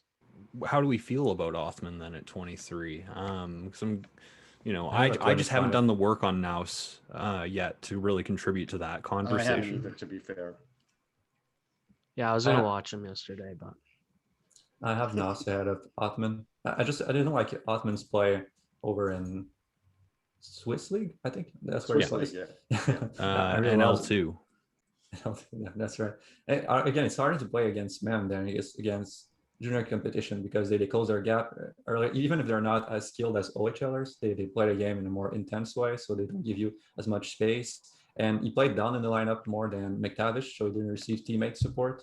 So a lot of his plays were solo plays. So he had to rush ahead of the breakouts, take the puck, and then shoot it on net himself. So it's hard to get a read on him over there. I really liked him last year. I don't know about him. This is not helping, but I'm uncertain. You're always positive, though, David. We appreciate that. A board that's 8 players long. Mitch, do you have any Othmann thoughts or Naus thoughts? Yeah. So personally, I would still prefer to have Othmann over Naus for now, but we're just sticking with the theme of the draft. We've been leaning really heavily on tools and ability to add new skills atop of those. We can't have Naus any lower than like 25 at this rate. We could there's just too much there. Sorry, I didn't mean to cut you off there. We could do Othmann Naus. Sure. And then Lambos. No, we should have a Rosine there. Oh yeah, we completely. Yeah, we forget Yeah, about him. Rosine over Lambos, I would say. Lambos into a D&D bin. I'd like to add. Yeah. I'm kidding. It is very tempting sometimes. I just have no time for Lambos at this point. I'd go Othmann, the Swedish winger, and then Nas. I don't know how to say his name. I don't know. Is it Rosine? Jimmy, we need you. Rosén. Oh, that's not even Rosine. my choices. I'm going to go with Rosen. So do we go Othmann, Naus, Rosine? No, just flip the defenseman and the winger, the last winger. Swedish one. Othmann, Rosine, and then Naus? Yeah. Okay. And then Robertson? You should respect Cam's you. I think it's a good spot for him too. I think Cam would want them that close. And then we have to go Seb Kosa. Ahead of Bros? Yes. Fine. I don't really believe in Bros. I just like his tools, but I don't think his execution is all that good. His recent games are very, very good. Oh, Daniel yeah. will back me up on this. Yeah, like there's improvement. They there. are. It's a vast difference. Like he's like I didn't see any catch and release skills in my previous games, and now he's like catching pucks and just rifling them as soon as they touch his stick, and it's like, holy crap, like 1 and 2 touch passing as well. yeah, like all this stuff that I never saw before. So I have to go back and watch some more. But I would fight for Bros at 28. Okay. I will also go for this. So Lambos, still don't see a D&D there. Okay, so to expand on the Lambos thing, I am very concerned about the skating. I'm very concerned about a lot of the decision making. However, he was dynamite at times last year. He was so dynamic. And like you don't see 16-year-old defensemen do what he did in the CHL. I know it was just for 2 months or whatever, but he was a total difference maker. He was playing big minutes. He was opening up shooting lanes. He was stepping into space before firing. Tons of really good details. He was killing the rush like crazy. Like, to me, I get having him late, and I can see the second round argument. I don't think we should have him much later than where we're at right now. Okay. I agree. You know, there's one thing, I don't know if you guys caught it. When he was, I forget which game it was, but he made some pretty amazing dangles, I thought. And, you know, one of the guys on the bench said, hey, you did that like a forward. He goes, because I've played forward. And I do think he's got a little bit of that in his brain too. I just wish he could pass. Yeah, that's the issue. Or skate. Or think. What else? But there are raw materials there, JD. There are. It's just like the fall from last year to this one is just like chasm shit. Like watching him just this year, it's like I think we're 3 rounds removed from where he should be, just based on this year's tape. I don't like his defense, but he does make the moves on top of the blue line. Does have hands. It creates the issue with the way he creates them is that it takes him a while. So there's a bit of the Victor Mete, so he's going to move one way. If it doesn't work, he's going to go back the other way, and then he tries it again and just keeps the puck instead of moving it quick. But he has agility, he has handling moves, and I really like his shot. And if Mitch said he defended rush well before, I don't think players lose skills. Probably something else that happened that makes this year different for him. Didn't he have the heart injury as well, or illness, or what have you, like an arrhythmia? What was? Am I missing? Mitch, back me up on this one. Like Lambos had a procedure, right? I can't remember. A pretty substantial one. I can probably find this out on Twitter. So I don't know. We can check this. Carson Lambos. Did you get that from TMZ CHL? Pretty much. Let me see here. It was sent out by the team too. The other players who are in this conversation are Zachary Levert, who I still like despite everything. Despite the fact that he can't stop getting suspended. Yeah. Discount Jamison Reese. Oh, yeah, here it is. Here it is. Carson Lambos left the Regina hub and returned to Winnipeg for a medical procedure. On It was his or- leg. It was his leg? Oh, okay. I Yeah, thought I'm it was quite- something I'm quite sure. more advanced than that. I thought it was something like organ related, but apparently not. Never mind. I mean, we can just edit this out. So Yeah, sure. that's fine. I mean, But I'm pretty sure it's a leg injury. I don't know where I came up with that. Must have my recollection must have been off. Either way, still not a fan. Leroux. I like the way he closes in on scoring chances. I think his speed's pretty good. I also think he has really good eye contact with his line mates. I think he pays attention really well to that. I like his passing game, yes. I doesn't do it all that much right now. He could use his teammates even more because he's going to have to. His speed is good at this level, but he has some mechanical issues too, so he won't be a transition player in the NHL. His game is going to be a bit Gallagher-like if he is to succeed, because he's really inside driven. So he goes to net, he has net front skills, the timing, tips, he can act on rebounds, and I like his shot too. He can shoot in stride. He has passing skills, playmaking skills. Just that speed might become a problem, skating might become a problem. His attitude in general on the ice might become a problem, maybe a bigger one than we anticipate even. But again, he plays through contact. He can protect the puck. See you guys. As I see yours.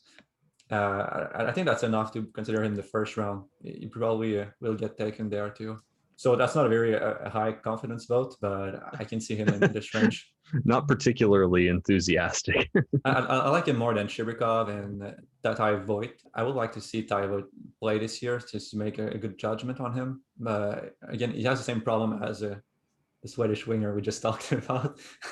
Rosine. It gets pushed off the puck super easily. He's very manipulative. He plays at a high pace, and that combination is really projectable. But as soon as someone touches him, he goes down. So I want to see if he improves his strength and all of that before putting him higher. We already have him pretty high considering his limitations. So I would take Lehrer ahead of him. And Shibrikov, I have so many concerns about decision making and awareness of space. I like his. Yeah. He just doesn't register defenders all that well. So sometimes he will turn back thinking he has pressure behind him, and he doesn't. He has open space. He can make plays, but he doesn't see it. That's a scanning problem. It's more fixable than a decision-making problem. But yeah, I have concerns about this game. I would have him behind Ty Voigt and Zachary Lehrer, but not too much behind.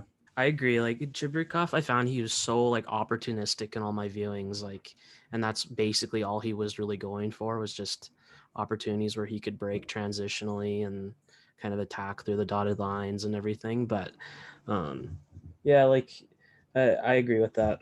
We could have Lambos, Lehrer, Ty Voigt, if anyone doesn't oppose it, and Shibrikov.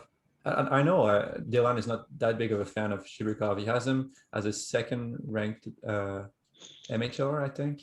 Mm-hmm. Yeah. But when I talked to him, I don't think he was that big of a fan either. Well, let's roll with that. What we got there. So for full disclosure, I looked into it. I haven't heard back from anyone yet, but there's no official release for Lambos' injury or medical concern. However, I might be getting confused with Jaden Grubb, who blew his knee out earlier in the year and had to have surgery to repair his ACL, who was getting some first round talk. But yeah, so let's just not. I don't know what's ailing Lambos, but hopefully he's okay. But let's just, I guess, not consider that for now because we don't have any information on it. So what's our order here then? Is it was it Harrison or no LaRue? I'm trying. Harrison, Chibrikov, Voigt. I haven't seen Harrison that much. Harrison? I haven't either, but I know Rachel and Lauren rate him highly. This has to be Koivunen territory. Yeah. In fact, Lassie has him 33 to 38. Perfect. Perfect. I'm a fan. I like Koivunen a lot. You also have to respect Joey's and Cam's and my own opinion, of course, and they all have Duke as the highest remaining player on the board. And Joey has Duke above several players that we've put on the board already. Then do we throw Duke down? I mean, Duke, you put him in front of the net. What else? What else? Yeah. Like, no off puck timing, no real tactical forechecking. It's all straight line. There's no funneling towards support. But he's money in front of the net. Like, I don't know how to square that as a projection, though. I've watched a lot of the USDP, many games of the USDP, and I have barely any notes on him. So He's I don't know if it's good or bad. He's always in the same spot, But we do have to respect their work. So yeah, why don't we put Duke down for posterity? Then do we do after Koivunen? What about Trevor Wong? Is he still our dude? I was gonna ask, what's the best way to evaluate someone who's barely played this 3 year? games. Right. Yeah. And he, like I said earlier, he Vince Carter posterized the Cougars last night. 16-year-old goalie, but still, it was 2 shorthanded goals. Really impressive game, but I haven't seen him a whole lot, so I don't have the background knowledge of his last year and everything. It was nice to see him finally score, considering, last season and what happened with Kelowna in general. I think I like Stankhoven more, but they're kind of like a back-to-back thing. I think Wong is more talent. He has more tools available to him. He's a better skater. He has better hands. He doesn't have the shot, but he's a better playmaker. And his road to improvement is a little bit easier. His flaws are pretty much entirely based around not looking before he does things. Where Stankhoven is a pretty average skater, albeit with strong skating habits. And his playmaking is a decent element of his game now, but I wouldn't say it's a dynamic level skill. And he's a very strong shooter, but he's not a Guenther level shooter. And I don't see the same sort of timing or ability to get the puck back. I think in this case, the best tool either player has is Stankhoven. And I think, we've seen him a little bit more this season, and he's been pretty good. He's beat the piss out of a terrible Victoria team 3 times, though, which has certainly inflated his success so far. But I think having Stankhoven any lower is, we can always adjust and have him lower later. But I think for now, this is probably where Stankhoven belongs. And if that's the case, it has to be Wong right after, because I can't separate those two. I'm happy with Stankhoven, Wong, 35-36. Great. The comparison continues. It's a bit of the same argument for Ratu, because he scored the majority of his point against the Breton. So I don't know how to make of him too, because he just punished a weak team and he's barely doing anything against Charlotte. So it's something we have to keep an eye on. I would advocate for Pert maybe at the end of the board. I compared his transitional defense to the walls of Constantinople, because it's just my man. Just he uses his lateral mobility to move into good spots, and then he steadies his feet and he finishes attackers along the boards. I don't know if there's a whole lot of offensive ability here, but he's in my opinion, he's a lock to become an NHLer down the road. I don't think he'll be even a middle pairing guy, but I guess if we look at upside, then maybe not. But I really, really like him. Is some of my best viewings this year for a defender, honestly. You had me at Theodosian walls. But I'm kind of running out of people that I'm super confident in, which is very suiting of this class. Poltapov, I'm kind of flummoxed. Dylan has him unranked. Yeah, I can see why too. Damn. I don't think his game is all that translatable. He plays like Sillinger type of game, but he's smaller, skating is worse, and more mean. He's not that. Yeah, he's his finger. It's all about protecting puck, cutting inside, but he does it very well in the MHL, but I don't think he ever reaches the NHL. So it's more of a third rounder for me than a second rounder. And I have a question for Grushnikov? Mitch. Sorry, didn't Yeah, mean to we cut could you talk off. about him, but we have to talk about Xavier Bourgault first, because I'm not sure I'm comfortable having him behind Logan Stankoven and Trevor Wong, because he's still he has skill, he has handling skills, and his off puck timing is better than Stankoven's, and his release is just as good. He has no wall play, so he relies on his teammate to get him the puck all the time, and he plays with two very strong teammates in Bourque and Olivier Nadeau, who's going to be on our board a bit later. And he doesn't really shoot in stride all that much. It's more about setting up in a spot and putting pucks in the net, catch and release or two touch. But I think his defense isn't all that great right now, but it should improve. He's going to have more of a motor in later seasons, I think. And if he can combine that with a shot and some playmaking abilities that we see from time to time, it could be an NHL player and a safer bet than Logan Stankoven or Trevor Wong. So I can get behind having Bourgault over Duke as well. Like he kind of just slipped my mind, to be completely honest. Like he's infuriating to watch, but at the same time, he's very like mechanically, he's very skilled. It's all about like what can he do to improve like the the shift by shift decisions. Like the classic Bourgault thing is he gets the puck and then does the exact same thing 3 to 4 times, and then it finally works. And there needs to be more diversity in what he does. But I mean, in terms of skill, he is more talented than Dylan Duke. And so I'm cool even sticking him above there. And as for the Jack Pert thing, like I acknowledge that Pert isn't a high upside guy, but I really like his game, and we are out of high upside guys. Yeah. Like there are guys who, I think you look at like say Kuhlmans or like Kishikov or Reynolds or whatever, like these are the high upside guys who remain, and they are, well, they could be, like a fringe number 4 or a bottom or like a third line guy. So if the difference is so marginal that if we really feel strongly that Pert is going to play and he's going to be effective, then it makes no difference to me if we have him here or not. Like we should just stick him here if we feel strongly about it in that regard. Sure. Would have Xavier Bourgault in the first round ahead of Shibrikov. All right, let's try not to change it so much. Maybe we should After Koivunen. All right. Yeah. Come on. Bourgault. I haven't seen it. I need to do more film work on Bourgault, to be fair. That's just what I have. It's not one life.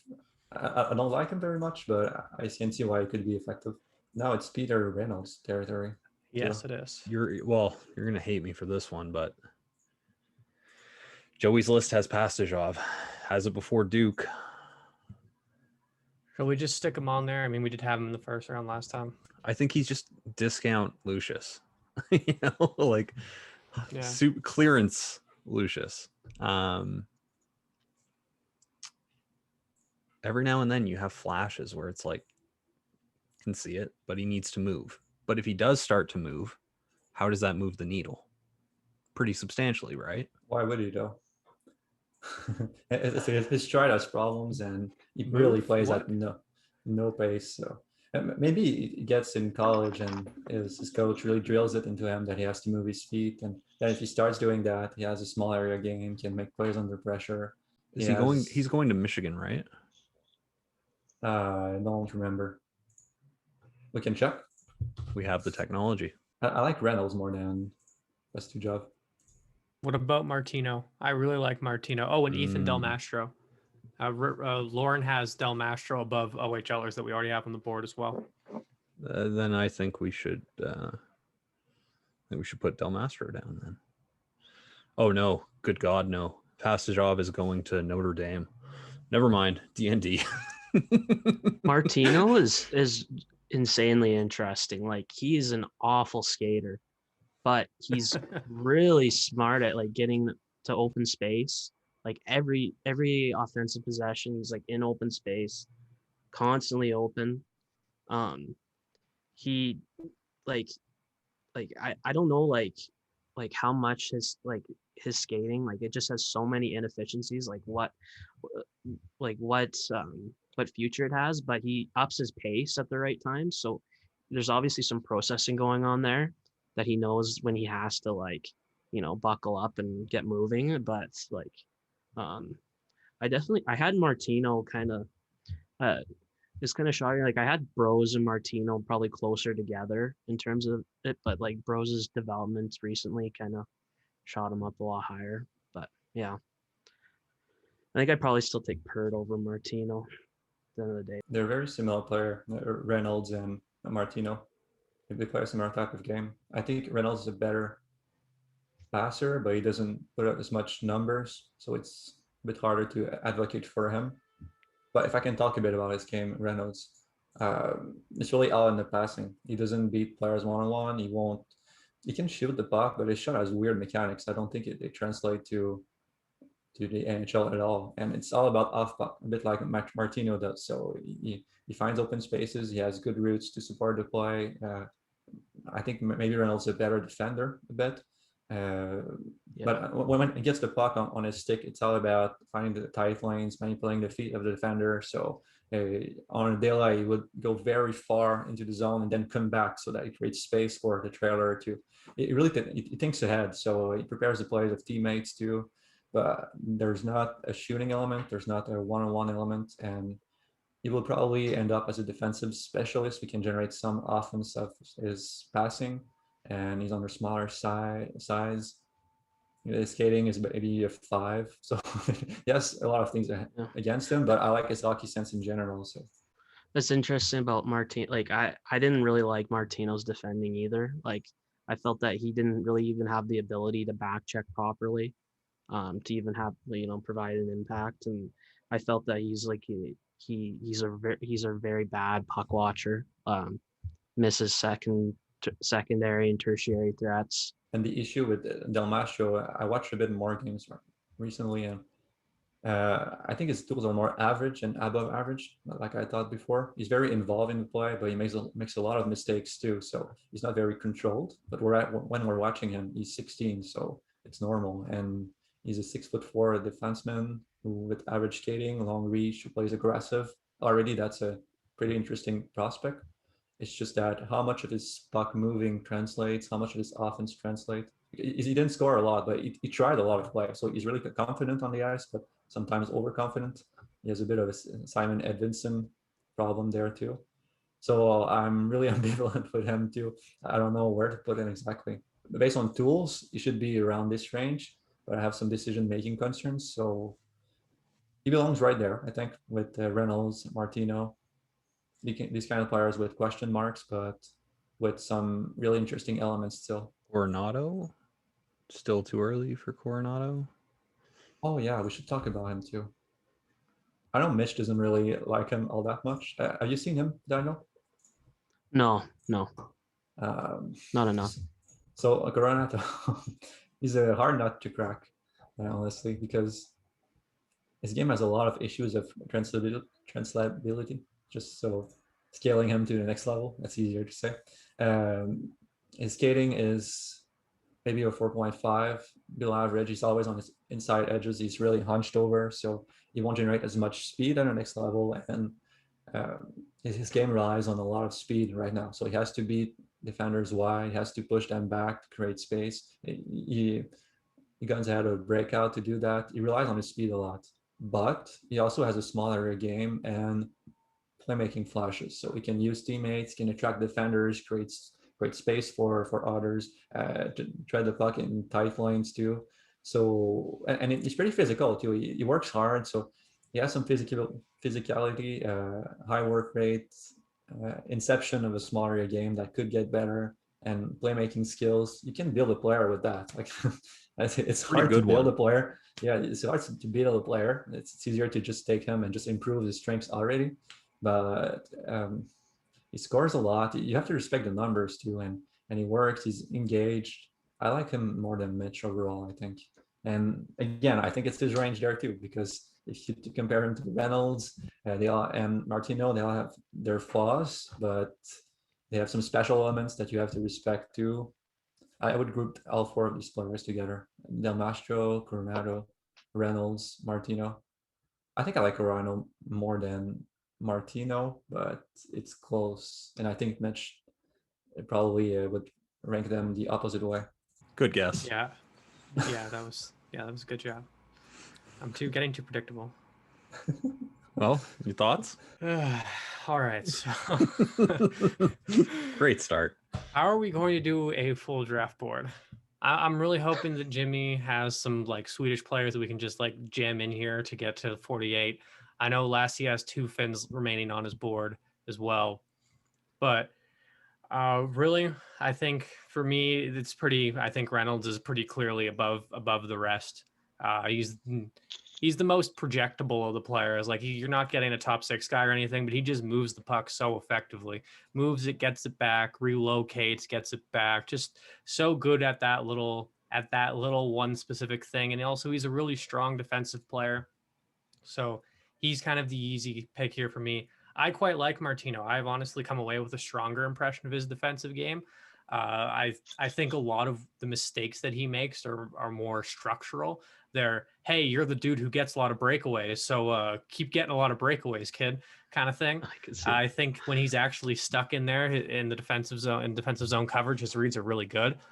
And then Del Mastro, it's all tools, right? I mean, Del Mastro or Coronado, I could go back and forth but for me, like this kind of thing right now is probably Reynolds, Pert, Martino,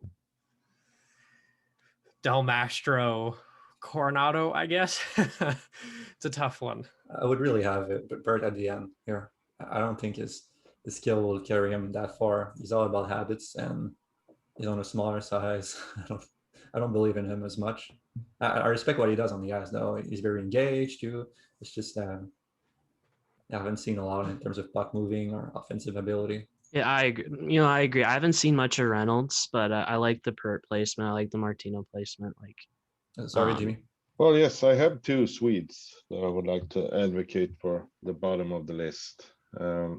One guy you didn't have any notes on at all in your database. William Strömgren from Modo. That's actually a high upside player, I would say. He's a 6'3" winger who skates really, really well. He's really fast. He has good stick handling. He breaks patterns in games. The downside with him is that he isn't really good at adapting to the team system. He floats around playing his own game, and then he can dominate a shift even in Allsvenskan, the second highest league. So he was really well there some games, but the coach didn't want to stick him on the team, even though he put up some points. I think just because of lack of defensive game, but I mean the upside, I think he should be in the 40s. I mean, a 6'3" guy with great hands and great skating. I think he's not just. Sometimes you see big guys who are great skaters to be like one-dimensional player. This guy's he could take the puck from the boards and in and create a lot of stuff. So I really like him. I think he should be in the 40s. The other guy I really like is Liam Dower Nilsson.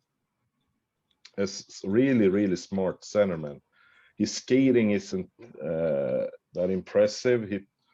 The technique, I think, is good, but he just isn't naturally explosive, I guess.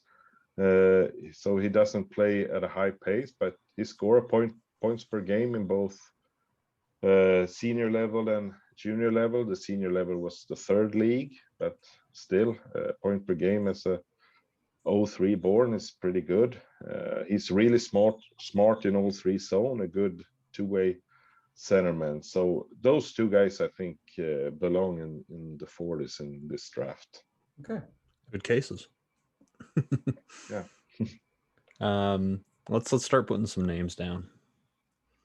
Let's start putting rubber to the road here. Reynolds 38. Where do we go from there? Coronado 39. Yeah. Martino 40. Yeah. Mhm. Yeah, sounds right. Stromgren 41, Del Mastro 42. 42. Yeah, Pert 43. Yeah. One of Lassie's Finns. Samu Salminen, we should put down. I don't have much of a read on him, but trust Lassie. And we have to talk about Bolduc too. We can't drop him any lower. I don't like his game, but he has all the tools. So, all the tools. He has above average tools: handling, skating. I like his shot too. He can play physical. Even it's just that decision making is a big problem. He just doesn't scan, makes whole plays. He's unengaged sometimes offensively, but he has some good defensive sequences too. It's just a whole lot of package of I don't know with him, and I wouldn't want to be the team to draft him.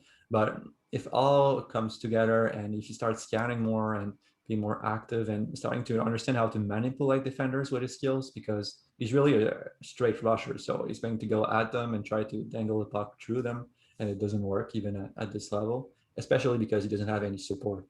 Rimouski is really a weak team this year. They put him on line with Xavier Cormier and in help because he's a pretty smart player, Xavier Cormier.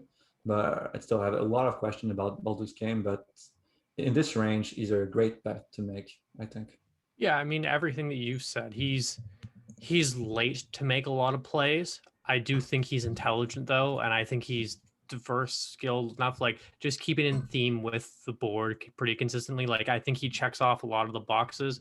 You're really hoping that he can improve the processing speed. Some of that comes from just bad scanning habits. A lot of it, I think, comes from him trying to make higher level plays, being on a bad team. Like that's one of the things that stands out to me is he wants to be deceptive, he wants to manipulate, but his teammates aren't doing a whole lot to get the puck back. So he kind of gets trapped in this, and turning the puck over, making bad plays. But yeah, I don't think we can have him. Honestly, this is probably maybe even a bit too low for him. We also brought up Grushnikov, and then we didn't put him on the board. I don't have a read on him. So where do we think he fits? Yeah, I mean, we should probably talk to Dylan after the fact and see, just because he couldn't make it today, and we'll see, where he gauges his upside at, because, if he thinks he's more of number 4, then we can probably slide him somewhere in the 30s. If he's more bottom pairing guy, then he's probably towards the end of the board here. Well, wasn't the comparison Ethan Del Mastro, and wasn't his argument that Grushnikov was just like a cut above? Because that would place him in that 37 to 41 range, right? One moment before. Do we like Bolduc more than Peter Reynolds? No. I don't know about Bolduc, so I could go back and forth and put him in the top 20 or outside of the top 48. I really don't know with him. So any opinion could sway me super hard. Yeah, I think Reynolds is just more intelligent. Like I'm a huge Reynolds fan, that.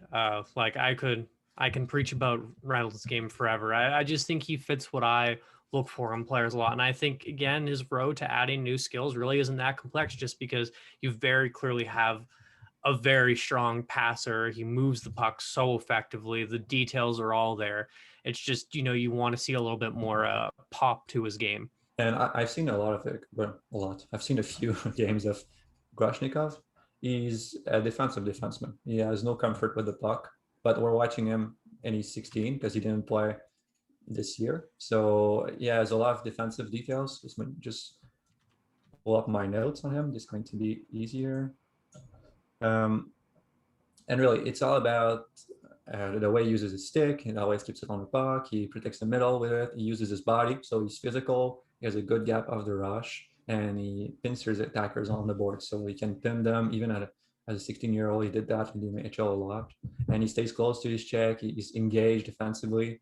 It's just that as soon as he gets the puck, you sense that he's not comfortable. He can evade pressure with skate fakes and using the net, but his execution is really slow. It's part of it is a scanning problem again, so he doesn't really know his options, but he just wants to get it off his stick, give it to a teammate. yeah, he's 16 and he has some breakout habits that are pretty good, the way he uses his body and the skate fakes and all of that. But I don't think he ever becomes a puck mover, really. He can make a good first pass, like they say. But apart from that, it's going to be all shut down. And I think he can reach a shutdown status, not just be another defender, but really someone that you put on the ice to kill the opposition's play and play some heavier, more difficult minutes. But it's a difficult projection because he hasn't played a lot this year. It's going to affect his development too. So I don't really know with him. I would have him in this range though. I really like what I saw from him as a 16-year-old, and if he can just improve a bit on his puck moving, you already have something. Where does that leave us then in terms of where we slot him in that 30? After Bolduc for sure.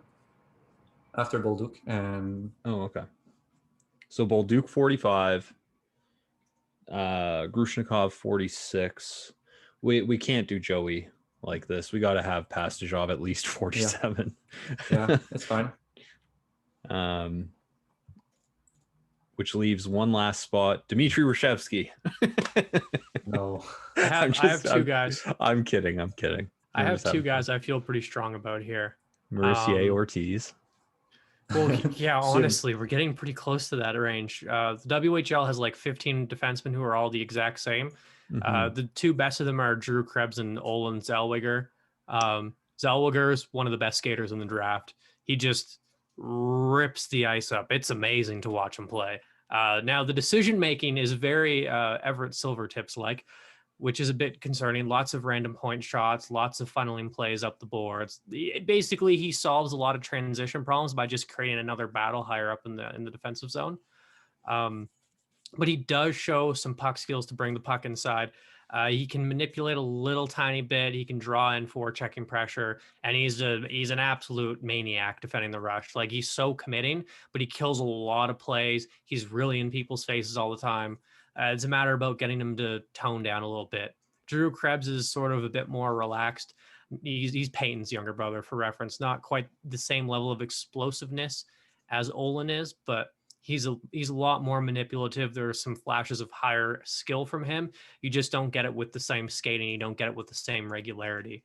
I think probably Olen here, to be honest, now that I've talked about it. I'd probably even have Olen higher. Like, honestly, I would have both of them like 35.